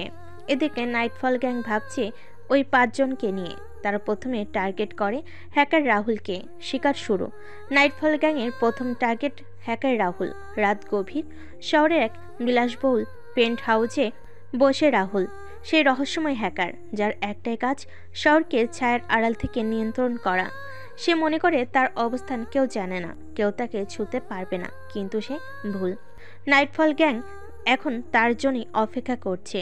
চালে চাল, প্রেমের জালে ফাঁসানো। হ্যাকার মায়া নাইটফল গ্যাংয়ের সবচেয়ে বড় অস্ত্র। কোমল মুখ, তীক্ষ্ণ বুদ্ধি আর মারাত্মক প্রতারণার দক্ষতা, এটাই তার শক্তি। শুভ আর তার গ্যাং সিদ্ধান্ত নিল রাহুলকে বাইরে আনতে হবে, কিন্তু জোর করে নয়, তাকে টানতে হবে এমনভাবে যেন সে নিজেই ফাঁদে ধরা দেয়। মায়া রাহুলের গোপন ডাক ওয়েব নেটওয়ার্কে প্রবেশ করলো। নাম নিল সাইরা। একদিন হঠাৎ করেই রাহুলের স্ক্রিনে একটা মেসেজ ভেসে উঠল। তুমি আসলেই এত ভালো হ্যাকার, চ্যালেঞ্জ নিবে? হাই, আমার সাথে খেলতে চাও? চেষ্টা করে দেখতে পারো। আমার লোকেশন ট্র্যাক করতে পারলে আমি হার মেনে নিব। রাহুল হাসলো। সে ভাবলো এটা একটা সাধারণ চ্যালেঞ্জ, কিন্তু সে জানতো না এই খেলায় সে আসলেই হেরে যাবে। রাহুল যেমন ট্র্যাক করতে গেল, সে জানতে পারলো না উল্টো মায়ে তার লোকেশন বের করে ফেললো। তুমি তো মোটেও ভালো হ্যাকার নও। কি? অসম্ভব! তুমি আমার লোকেশন জানো? আমি শুধু তোমার লোকেশন জানি না, আমি তোমার সবকিছু জানি। তুমি কি আমার সাথে দেখা করতে চাও? রাহুল প্রথমে দ্বিধা করলেও তার কৌতূহল তাকে ধীরে ধীরে ফাঁদে ফেলে দিল। সে ভেবেছিল এই মেয়েটা হয়তো হ্যাকিং দুনিয়ায় নতুন রানী হবে। এক রাতে মায়া আর রাহুল প্রথমবার দেখা করলো একটি অভিজাত রেস্টুরেন্টে। মায়া একটি কালো ড্রেস পরে এসেছে, তার চোখে রহস্যের ছাপ। রাহুল একটু নার্ভাস, কিন্তু সে ভাবছে এই মেয়ে সত্যি কি আমার লেভেলের। কিন্তু সে জানতো না এই মুহূর্তে চারপাশ নাইটফল গ্যাংয়ের 4 জন ঘিরে রেখেছে তাকে। তার অপেক্ষায় আছে সঠিক সময়ের। মায়া তার সামনে বসে এক গ্লাস ওয়াইন নিয়ে বলল, তুমি কি জানো আসল হ্যাকারদের কখনো ধরা যায় না? রাহুল হেসে বলল, হ্যাঁ, আমিও ধরা যাব না। তাই নাকি? এক মুহূর্তের মধ্যে রাহুলের শরীর অবশ হতে শুরু করলো। সে বোঝার আগেই সে টেবিলের ওপর পড়ে গেল। মায়া ফিস ফিস করে বলল, তুমি ভুল করেছো রাহুল, তুমি আজ ধরা পড়লে। শিকার শেষ। নাইটফল গ্যাংয়ের হাতে রাহুল। রাহুলের চোখ খুলতে সে দেখল নিজেকে বাঁধা অবস্থায় এক অন্ধকার রুমে। শুভ তার সামনে দাঁড়িয়ে আছে, হাতে ছুরি নিয়ে। তো রাহুল, এবার বলো তোমার সাথে যারা আছে তারা কোথায়? রাহুল ভয় পেয়ে গেল। আমি কিছু জানি না, প্লিজ প্লিজ আমাকে ছাড়ো। শুভ হাসলো। এখনই ছাড়ছি, তবে একটু অন্যভাবে। বিস্ফোরণের মতো একটা চিৎকার ভেসে আসলো, আর সাথে সাথে রাতের অন্ধকারে আরো এক শত্রুর মৃত্যু হলো। নাইটফল গ্যাং তাদের প্রথম শত্রুকে শেষ করলো, কিন্তু এখনো 4 জন বাকি। এদিকে বাকি 4 জন খবর পেয়ে গেছে রাহুল মারা গেছে। এর জন্য তারা প্রথমে ভয় পায় এবং তাদের প্রোটেকশন আরো বাড়িয়ে দেয়। রাহুলের লাশটা ঝুলিয়ে দেওয়া হয়েছিল 4 রাস্তার মোড়ে, আর বুকে লেখা ছিল, আমরা আসছি দেশের ময়লা পরিষ্কার করতে। এদিকে সেতু নিজের সাথে অনেক চিন্তা করে তার ব্যাপারে। সেতু একা একা বসে আছে, তার মাথায় অজস্র প্রশ্ন ঘুরপাক খাচ্ছে। সে আসলে কে? সে এত শক্তিশালী হলো কিভাবে? আর সবচেয়ে বড় কথা, কেন সে আমাকে বাঁচালো? কেন সে আমাকে ভালোবাসে? কেন? এই ভাবনার মাঝেই সে মোবাইলটা হাতে নিল। তার আঙ্গুল ধীরে ধীরে স্ক্রিনে ছুঁলো। শুভর নামের উপর ট্যাপ করলো, ডায়ালিং। আমি তোমার সাথে দেখা করতে চাই। শুভ ফোনের ওপাশে একটু চুপ করে রইল। তার ঠোঁটের কোণে এক হালকা হাসি খেলে গেল। তুমি কি নিশ্চিত? হ্যাঁ, আমি তোমাকে জানতে চাই, দেখতে চাই তুমি কে। ঠিক আছে, তাহলে চোখ বন্ধ করো আর আমার জন্য অপেক্ষা করো। সেতু অবাক হয়ে বলল, কি? চোখ বন্ধ করব মানে? কিন্তু ওপাশ থেকে কোনো উত্তর এলো না। শুভ ফোন কেটে দিল। সেতু মনের মধ্যে এক অদ্ভুত শিহরণ জাগলো। সে জানে না কি হতে যাচ্ছে। রাতের বেলা সেতু তার বিশাল বিলাসবহুল বাড়ির বেলকনিতে দাঁড়িয়ে আছে। তার চারপাশে গভীর নীরবতা, শুধু হালকা বাতাস বইছে। আকাশ কালো, চাঁদ মেঘের আড়ালে যেন শুভর মতোই রহস্যময়। সে জানে না শুভ আসবে কিভাবে। হঠাৎ একটা তীব্র ঝোড়ো বাতাস এসে সবকিছু নাড়িয়ে দিল। বেলকনির পর্দা উড়ে গেল। পিছন থেকে একটা গভীর কণ্ঠ ভেসে এলো, চোখ খুলতে পারো সেতু। সেতুর শরীর শিরশির করে উঠল। সে ধীরে ধীরে ঘুরে দাঁড়ালো, আর চোখের সামনে যা দেখলো তাতে সে স্তব্ধ হয়ে গেল। তার সামনে দাঁড়িয়ে আছে এক ভয়ঙ্কর তবু অসাধারণ এক পুরুষ। কালো হুড, কালো মাস্ক, কালো গ্লাভস, কিন্তু মাস্কটা ধীরে ধীরে নামিয়ে আনলো সে। এটাই সেই মুহূর্ত। শুভর ফেস রিভিল। তার চোখ ধাঁধানো শার্প, তার মুখে এক আত্মবিশ্বাসী হাসি। তোমার সামনে দাঁড়িয়ে আছি আমি, শুভ। সেতু হতভম্ব হয়ে গেল। এতদিন যার ভয়ঙ্কর উপস্থিতি কেবল ছায়ার মতো ছিল, আর সে তার সামনে দাঁড়িয়ে। তার চেহারা আগুনের মতো দৃঢ়, তবু চোখের গভীরে লুকিয়ে আছে এক নিঃশব্দ ভালোবাসা। সেতুর দ্বন্দ্ব, ভালোবাসা না ভয়। সেতুর চোখে শুভর চোখের সঙ্গে আটকে গেল। তুমি কি সত্যি আমাকে ভালোবাসো? তোমার কি মনে হয় আমি মিথ্যে বলবো? কিন্তু আমি তো অনেক কিছুই হারিয়েছি, অনেক কিছু সাক্ষীও হয়েছি। আমি জানি না ভালোবাসা কিভাবে বিশ্বাস করতে হয়। শুভ এক পা এগিয়ে এলো, তার হাত বাড়িয়ে দিল সেতুর দিকে। ভালোবাসা বিশ্বাস করতে হয় না, অনুভব করতে হয় সেতু। সেতু থরথর করে কাঁপছিল। সে জানে না কেন, ভয় নাকি ভালোবাসা নাকি দুটোই। কিন্তু শুভ একটা কাজ করলো। সে ধীরে ধীরে সেতুর কপালের ঠিক মাঝখানে তার ঠোঁট ছোঁয়ালো। তোমার সব ভয় আমি দূর করব সেতু, আমি চাই তুমি আমার হও। সেতুর চোখের কোণে পানি জমে উঠল। তার মন এক ভয়ঙ্কর যুদ্ধের মধ্যে পড়ে গেল। সেতু ধীরে ধীরে শুভর দিকে এগিয়ে গেল। তার চোখে এক অদ্ভুত দৃষ্টি, যেন সে পুরোপুরি হারিয়ে গেছে শুভর মধ্যে। এখন আর কোনো দ্বন্দ্ব নেই, কোনো ভয় নেই। সে অনুভব করছে এটাই তার জীবনের সঠিক সিদ্ধান্ত। শুভ তার হাত বাড়িয়েছিল। সেতু ধীরে ধীরে সেই হাতটি ধরল। এই মুহূর্তে তার হৃদয়ে জোরে ধুকপুক করতেছে। তার মন একে অপরকে পুঁজি করার জন্য প্রস্তুত। তারা দুজন একে অপরের দিকে তাকিয়েছিল। শুভ নিজের ঠোঁটে একটি মিষ্টি হাসি এনে সেতুর চোখের মধ্যে গভীরভাবে তাকালো। এটা শুধুই শুরু, আমি তোমাকে হারাতে দেব না সেতু। সেতু শ্বাস টানল, তার বুকের ভেতর অনুভূতির ঝড় উঠল। সে জানে না, কিন্তু তার ভিতরে শুভর প্রতি এক অদৃশ্য আকর্ষণ তৈরি হয়েছে, যা তার আত্মাকে ছুঁয়ে গেছে। আর তখনই সে এক মুহূর্তে শুভর ঠোঁটের দিকে এগিয়ে গেল। একটি মিষ্টি গভীর চুম্বন। সেটি ছিল এক মুহূর্তের, কিন্তু সেই মুহূর্তেই তারা দুজন একে অপরের পৃথিবীতে হারিয়ে গেল। শুভ তার হাত আরো শক্ত করে সেতুকে নিজের দিকে টেনে নিল। এটাই আমাদের শুরু সেতু, আমি তোমাকে আবার পৃথিবী দেখাতে চাই। সেতু ঠোঁটে ঠোঁট মিলে এক গভীর কণ্ঠে বলল, আমি তোমার সঙ্গে আছি শুভ, চলো একসাথে পৃথিবী জয় করি। এভাবেই তাদের গল্প শুরু হলো, এক অন্ধকার আর আলোয় ভরা যাত্রা। পরের দিন মায়ের নতুন শিকারের দুর্বলতা খুঁজে পেয়েছে। জহির মোল্লা বাড়িতে ভয়ঙ্কর আক্রমণ। বিকেল গড়িয়ে রাত নামে এবং শীতল বাতাসে এক ভয়ঙ্কর পরিকল্পনা পোক্ত হয়। যে ছিল ড্রাগ কিংপিং, তার পোশাক যেমন সুরক্ষিত তেমনি তার অস্তিত্ব ভয়ঙ্কর। তার বাড়িতে ছিল প্রচুর সেনাবাহিনী, অফিসের একটি সশস্ত্র, পুলিশের একটি সশস্ত্র বাহিনী, এবং সেখানকার পুরো পরিবেশ শুধু একটাই অনুভূতি, অস্তিত্ব বজায় রাখার সংগ্রাম। তবে কিছুই শেষ হয়ে যেতে সময় নেয় না। যখন শুভ আর নাইটফল গ্যাং তাদের পটাশিয়াম গ্লাভস পরে এক ভয়ঙ্কর আক্রমণ পরিচালনা করতে বের হয়, তাদের লক্ষ্য ছিল পরিষ্কার, জহির মোল্লাকে ধ্বংস করা এবং তার রাজ্যের অবসান ঘটানো। শুভ জানত আক্রমণ যদি সঠিকভাবে পরিচালিত না হয় তবে পুরো অপারেশন ব্যর্থ হতে পারে। তাই সে নিখুঁত পরিকল্পনা করতে শুরু করলো। গ্যাংয়ের 5 জন সদস্য সবাই ছিল বিশেষজ্ঞ, তাদের প্রতিটি পদক্ষেপ ছিল পরিকল্পিত। তাদের প্রথম কাজ ছিল জহিরের বাড়ির নিরাপত্তা সিস্টেম এবং সেনাবাহিনী পুলিশের উপস্থিতি সম্পর্কে পুরোপুরি জানানো। গ্যাংয়ের হ্যাকার মায়া একে একে সব কম্পিউটার সিস্টেম হ্যাক করে নিরাপত্তা ক্যামেরা, সাইরেন এবং অস্ত্রধারীদের যোগাযোগ বন্ধ করে দিল। শুভ তার দলের 5 সদস্য রাতের অন্ধকারে মাস্ক পরা অবস্থায় বাড়ির ভেতরে ঢুকে পড়ল। তাদের হাতে ছিল অত্যাধুনিক অস্ত্র, স্নাইপার রাইফেল এবং অন্যান্য ভয়ঙ্কর সরঞ্জাম। যেই মুহূর্তে তারা বাড়ির ভেতর প্রবেশ করে, প্রথমে তারা একটানা 2টো বিস্ফোরণ ঘটায়, যা পুরো বাড়িটিকে কেঁপে তুলে দেয়। বিস্ফোরণ এত ভয়ঙ্কর ছিল যে পুরো বাড়ির ভিতরের অনেক সেনা সদস্য এক মুহূর্তে অজ্ঞান হয়ে পড়ে যায়। সে সুযোগে গ্যাংয়ের সদস্যরা বাড়ির ভিতর ঢুকে পড়ে। জহির মোল্লা বাড়ি ছিল এক রাজকীয় প্রাসাদ, সোনালী আলো, বিরাট বাগান, সানটেক ঝর্ণা, কিন্তু এগুলো কিছুই আর কোনো মূল্য রাখছিল না। কয়েকটি মুহূর্তের মধ্যেই সবকিছু বদলে যেতে যাচ্ছিল। অধিকারীরা, পুলিশ বাহিনী, সেনাবাহিনী যে বুঝতে পারে তাদের নিরাপত্তা ব্যবস্থা ভেঙে গেছে, তখন তারা প্রতিরোধে নামতে পারছিল না। শুভ এবং তার গ্যাং একে একে আক্রমণ করতে শুরু করে। তার প্রতিটি কোণে ঢুকে পড়ছিল, প্রতিটি রুমে।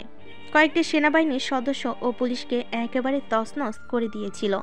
শেষে জহির মোল্লা, যিনি তার প্রাসাদে নিরাপদ মনে করেছিল, ওকে এক দুর্বিষহ সত্যের মুখোমুখি হয়। একসময় সে বুঝতে পারে তার রাজত্ব শেষ হতে যাচ্ছে, কিন্তু ততক্ষণে অনেক দেরি হয়ে গেছে। শুভ, যিনি পুরো অপারেশনটি পরিকল্পনা করেছিলেন, সোজা চলে আসে জহির মোল্লার অফিসে।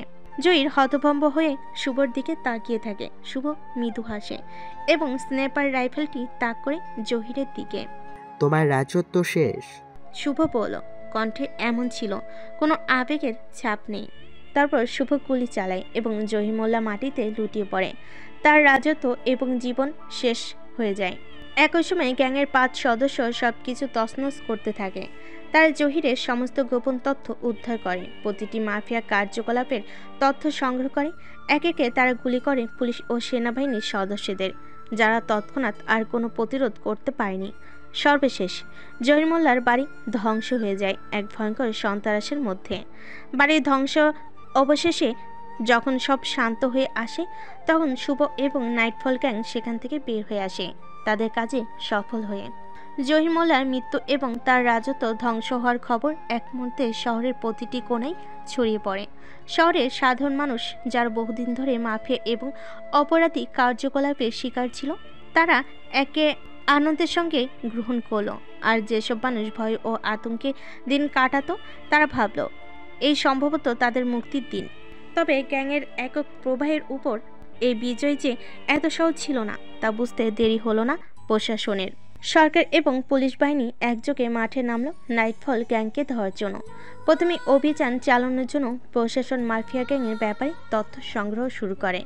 গোয়েন্দারা ফোর্স এবং সিটিজেন ইনফরমেশনমেন্টদের মাধ্যমে তারা গ্যাংয়ের অবশিষ্ট সদস্যদের খোঁজ নেওয়ার চেষ্টা করে। তাদের লক্ষ্য ছিল নাইটফল গ্যাং এবং তাদের সহযোগীদের পুরো ডাটাবেস সংগ্রহ করা, যেখান থেকে তাদের অস্তিত্বের সমস্ত রেকর্ড বের করা যায়। সিস্টেম সোর্স ব্যবহার করে পুলিশ বাহিনী তাদের অবস্থান শনাক্ত করতে থাকে, কিন্তু তেমন কোনো লাভ হয় না। কোনো তথ্য পুলিশ পায় না, সাধারণ জনগণ কেউ কিছু বলে না। সবাই তো খুশি, সবাই আর পুলিশকে বলে ভালোই তো হয়েছে, আপনাদের কাজ তারা করেছে। এখন শুভদের টার্গেট হলো পরের জন, কর্নেল ইকরাম। এই তিনজন যখন মোল্লার মৃত্যুর খবর শুনে তখন এরা আরও সতর্ক হয়ে যায় এবং সিকিউরিটি বাড়িয়ে দেয়। তো শুভরাও কর্নেলের সম্পর্কে খোঁজ নেওয়া শুরু করেছে। তার একটা দুর্বল বের করে, আর সেই দুর্বলটা হলো তার একটা ক্লাব আছে যেখানে সে প্রত্যেক শুক্রবার মদ খেতে আসে এবং নারী নিয়ে ফষ্টি নষ্টি করে। শুভ জানত প্রতিশোধের প্রতিটি ধাপ একে একে বাস্তবিত করলেই সফলতা আসবে। তবে এখন তাকে শেষ করে দিতে হবে কর্নেলকে, যার ক্ষমতা ও প্রভাব শহরের পুরো সিস্টেম নিয়ন্ত্রণ করে।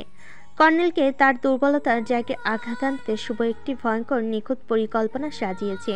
এবার শুভ নিজেই ক্লাবের আড়ালে প্রবেশ করবে, যেখানে কর্নেল তার অবাধে আসক্ত হবে আর সে ফাঁদে পা দিয়ে পড়বে।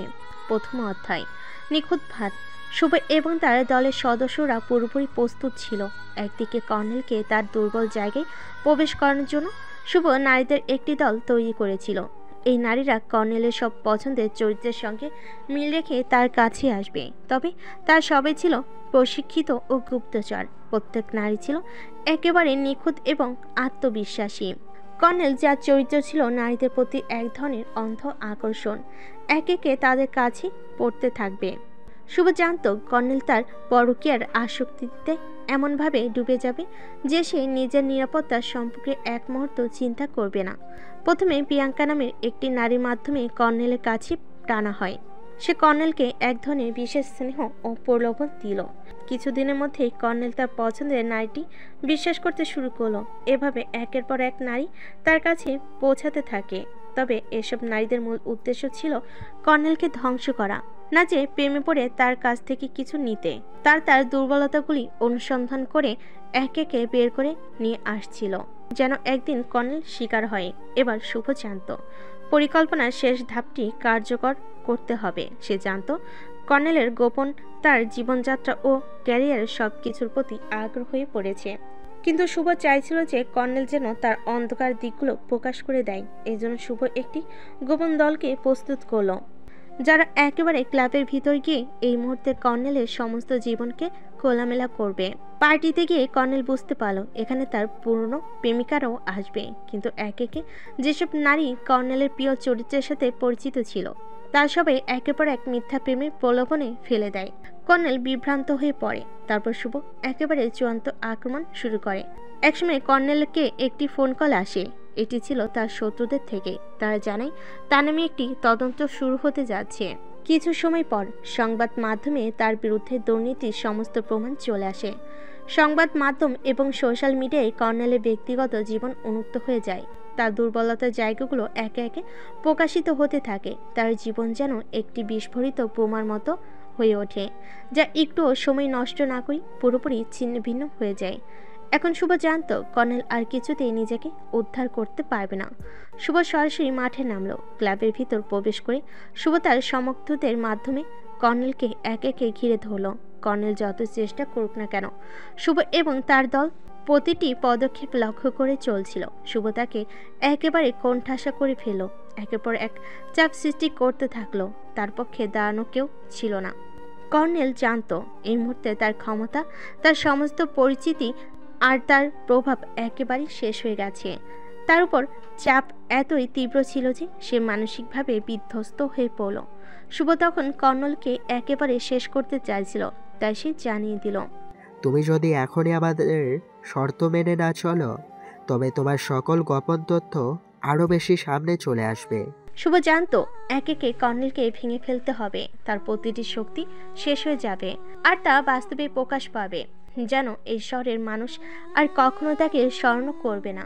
কর্নেল তার শেষ চেষ্টা হিসেবে প্রিয়াঙ্কাকে কাছে টেনে নেওয়ার চেষ্টা করলো, সে তাও ব্যর্থ হলো। তার নাম আর জীবন ছিল একেবারে ধ্বংসপ্রাপ্ত। খেলা 3 জনের শেষ, বাকি আছে 2 জন। বাকি 2 জন কর্নেলের মৃত্যুর খবর শুনে দুজনই ভয় পেয়ে যায়। তারা 2 জন একসাথে হয়ে থাকা শুরু করে, তাদের উপর আক্রমণ করার জন্য প্রস্তুতি নেওয়া শুরু করে, কিন্তু কেউ এই 2 জনের দুর্বল দিক পায় না, তাই তারা সরাসরি আক্রমণ করার প্ল্যান শুরু করে। অন্যদিকে পুলিশ ও সেনাবাহিনী যৌথ অভিযান শুরু করে। শুভ নাইটফল গ্যাংয়ের সম্পর্কে অনেক তথ্য পেয়েছে। শহরের বাতাসে উত্তেজনার গন্ধ। জহির মোল্লার মৃত্যুর পর প্রশাসন এক মুহূর্ত দেরি করেনি। পুলিশ ও সেনাবাহিনী যৌথ অভিযান শুরু করেছে। একপর এক মাফিয়া ঘাঁটি ধ্বংস করা হচ্ছে, গ্যাং লিডারদের গ্রেপ্তার করা হচ্ছে, আর যারা ধরাছোঁয়ার বাইরে তাদের খুঁজে বের করতে গোপন মিশন চালাচ্ছে গোয়েন্দারা। তবে প্রশাসন জানে সবচেয়ে বড় শত্রু হলো নাইটফল গ্যাং। তারা ছায়ার মতো কাজ করে, তাদের গতিবিধি বোঝা কঠিন, আর তাদের নেতৃত্বে রয়েছে শুভ, একজন ভয়ঙ্কর এবং বুদ্ধিমান লিডার। শুভের তথ্য সংগ্রহ মিশন অন্যদিকে। শুভ চুপ করে বসে নেই, সে তার জীবন নেটওয়ার্ক ব্যবহার করে পুলিশ ও সেনাবাহিনীর কার্যকলাপ সম্পর্কে তথ্য জোগাড় করতে শুরু করেছে। প্রথমত সে জানতে পারে পুলিশ ও সেনাবাহিনী এখন একসঙ্গে নাইটফল গ্যাংকে ধ্বংস করতে কাজ করছে। দ্বিতীয়ত প্রশাসনের একদল হ্যাকার নাইটফল গ্যাংয়ের লোকেশন ট্র্যাক করার চেষ্টা করছে। তৃতীয়ত সেনাবাহিনী একটি বিশেষ কমান্ডো দল প্রস্তুত করেছে, যারা নাইটফল গ্যাংয়ের কেন্দ্রীয় ঘাঁটিতে হামলা চালাবে। চতুর্থত শহরের প্রতিটি প্রবেশপথ এবং সীমান্ত কড়া নজরদারির মধ্যে রাখা হয়েছে, যাতে কেউ পালাতে না পারে। শুভ এই খবরগুলো পাওয়ার পরই বুঝে যায় এটা আর ছোটখাটো অভিযান নয়, এটা একটা পূর্ণাঙ্গ যুদ্ধ হতে চলেছে। শুভ তার দলের সবাইকে ডেকে বলে, আমরা শুধু দৌড়ে পালানোর জন্য এই গ্যাং তৈরি করিনি, এখনো সময় এসেছে আমাদের শত্রুদের বুঝিয়ে দেওয়ার যে আমরা কারা। আর যেহেতু যৌথ বাহিনী আক্রমণ করবে, তাই আমরাও এটা প্রতিরোধ করব এবং এটার পর ওই রাক্ষসের বাড়িতে আক্রমণ করব। এদিকে শুভ নাইটফল গ্যাং তৎক্ষণাৎ শহরের বাইরে তাদের নতুন আস্থানায় চলে যায়। মায়া হ্যাকার পুলিশের সাইবার ইউনিটের সার্ভার হ্যাক করে, যাতে প্রশাসনের ডাটা ব্যাকআপ নষ্ট হয়। 2 জন স্নাইপার শহরের গুরুত্বপূর্ণ জায়গায় বসানো হয়, যাতে প্রশাসনের অভিযান ব্যর্থ হয়। নাইটফল গ্যাংয়ের গুপ্তচর পুলিশ এবং সেনাবাহিনীর ভেতরে প্রবেশ করিয়ে দেওয়া হয়, যাতে তাদের পরিকল্পনার খবর আগেভাগে পাওয়া যায়। এক গভীর রাতে প্রশাসন তাদের সবচেয়ে বড় অভিযান চালানোর জন্য প্রস্তুতি নেয়। রাত 2:30। শহরের চারপাশে 100+ পুলিশ এবং 50 জন কমান্ডো মোতায়েন করা হয়েছে। রাত 3টা তারা নাইটফল গ্যাংয়ের শেষ আশ্রয়স্থলের দিকে ধীরে ধীরে অগ্রসর হয়। রাত 3:15 ড্রোন ক্যামেরা দিয়ে গোয়েন্দারা গ্যাংয়ের অবস্থান চিহ্নিত করার চেষ্টা করে। রাত 3:30 একটি বিশাল বিস্ফোরণ ঘটে। নাইটফল গ্যাং আগে থেকেই ফাঁদ পেতে রেখেছিল। পুলিশ ও সেনাবাহিনীর প্রথম দল বিস্ফোরণের কবলে পড়ে এতে 10+ পুলিশ অফিসার এবং 5 জন কমান্ডো নিহত হয়। চারিদিক ধোঁয়া ছেয়ে যায়। ঠিক তখনই নাইটফল গ্যাং আক্রমণ শুরু করে। দূর থেকে গুলি চালিয়ে প্রশাসনের বাহিনীর সদস্যদের এলোমেলো করে দেয়। শুভ এবং তার বিশেষ বাহিনী ছায়ের মতো এসে কমান্ডোদের আক্রমণ করে, তাদের অস্ত্র ছিনিয়ে নেয়। মায়াপুরো শহরের বিদ্যুৎ ব্যবস্থা বন্ধ করে দেয়, যাতে প্রশাসনের বাহিনী অন্ধকারে আটকা পড়ে যায়। আরও কয়েকটি বিস্ফোরণ ঘটে, যেগুলো পূর্ব পরিকল্পিত ফাঁদ ছিল।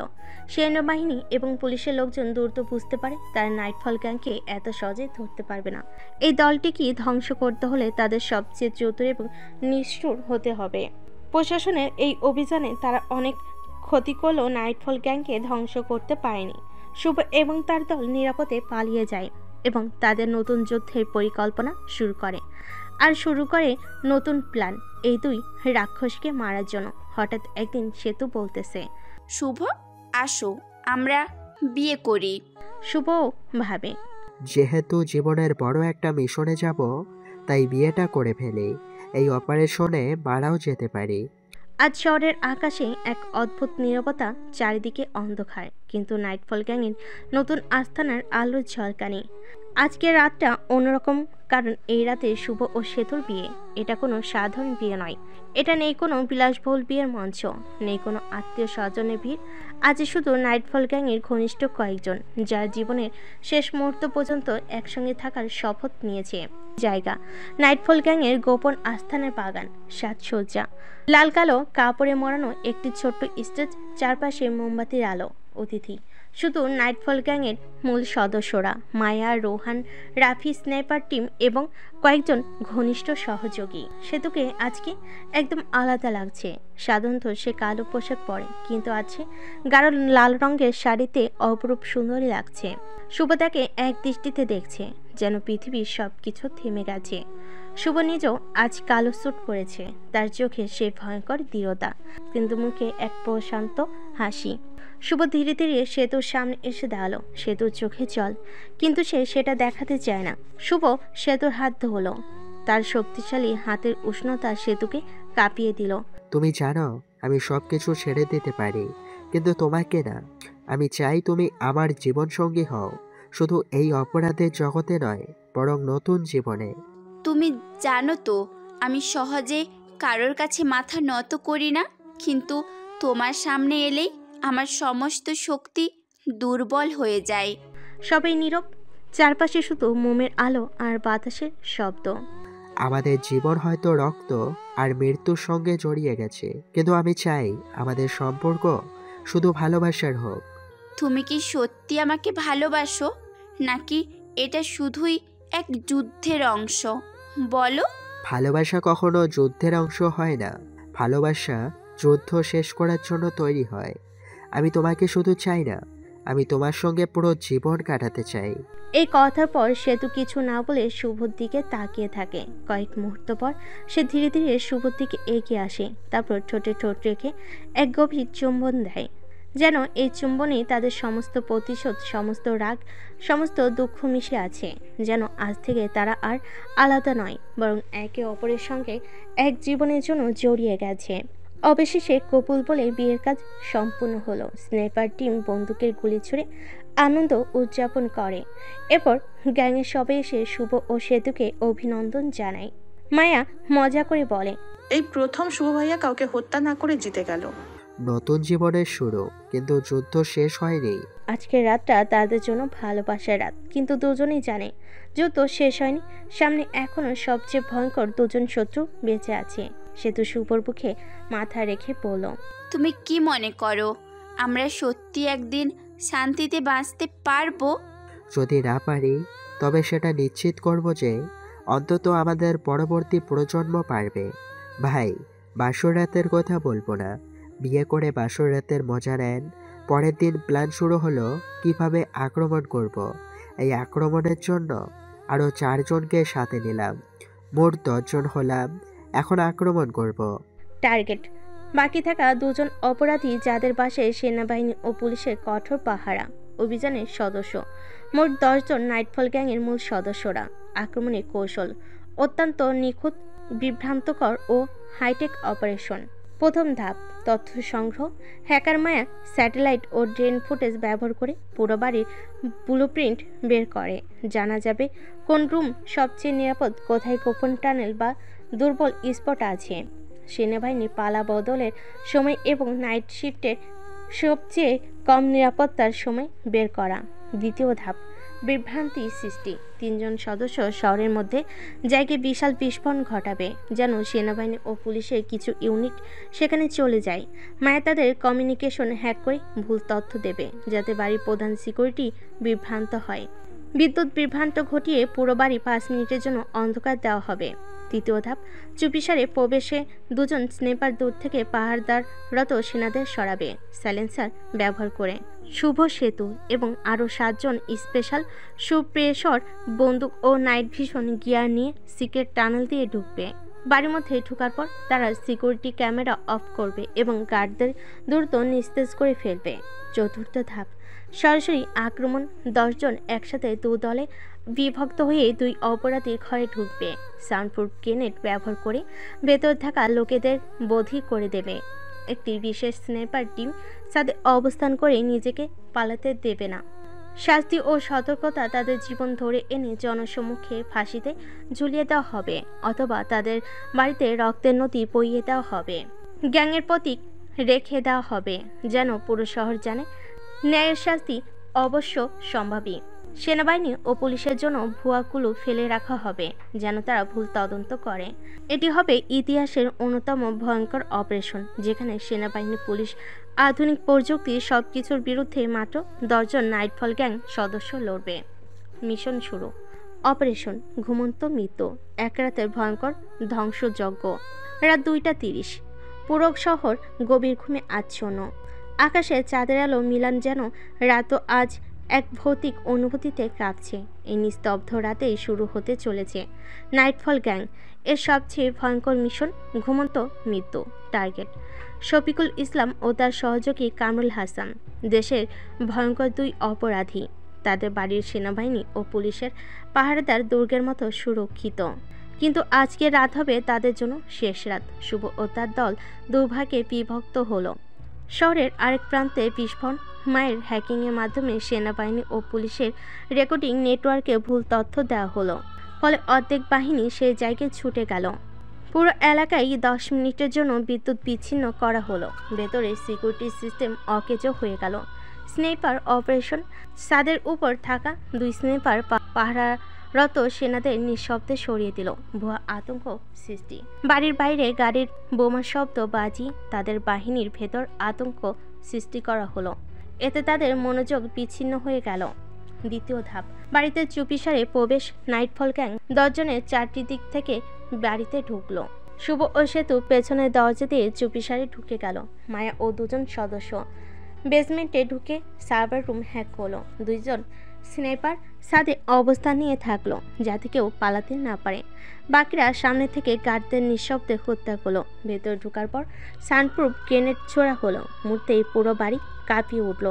যারা বেঁচে ছিল তারা সামলে ওঠার আগেই একের পর এক গুলির শব্দ শোনা গেল।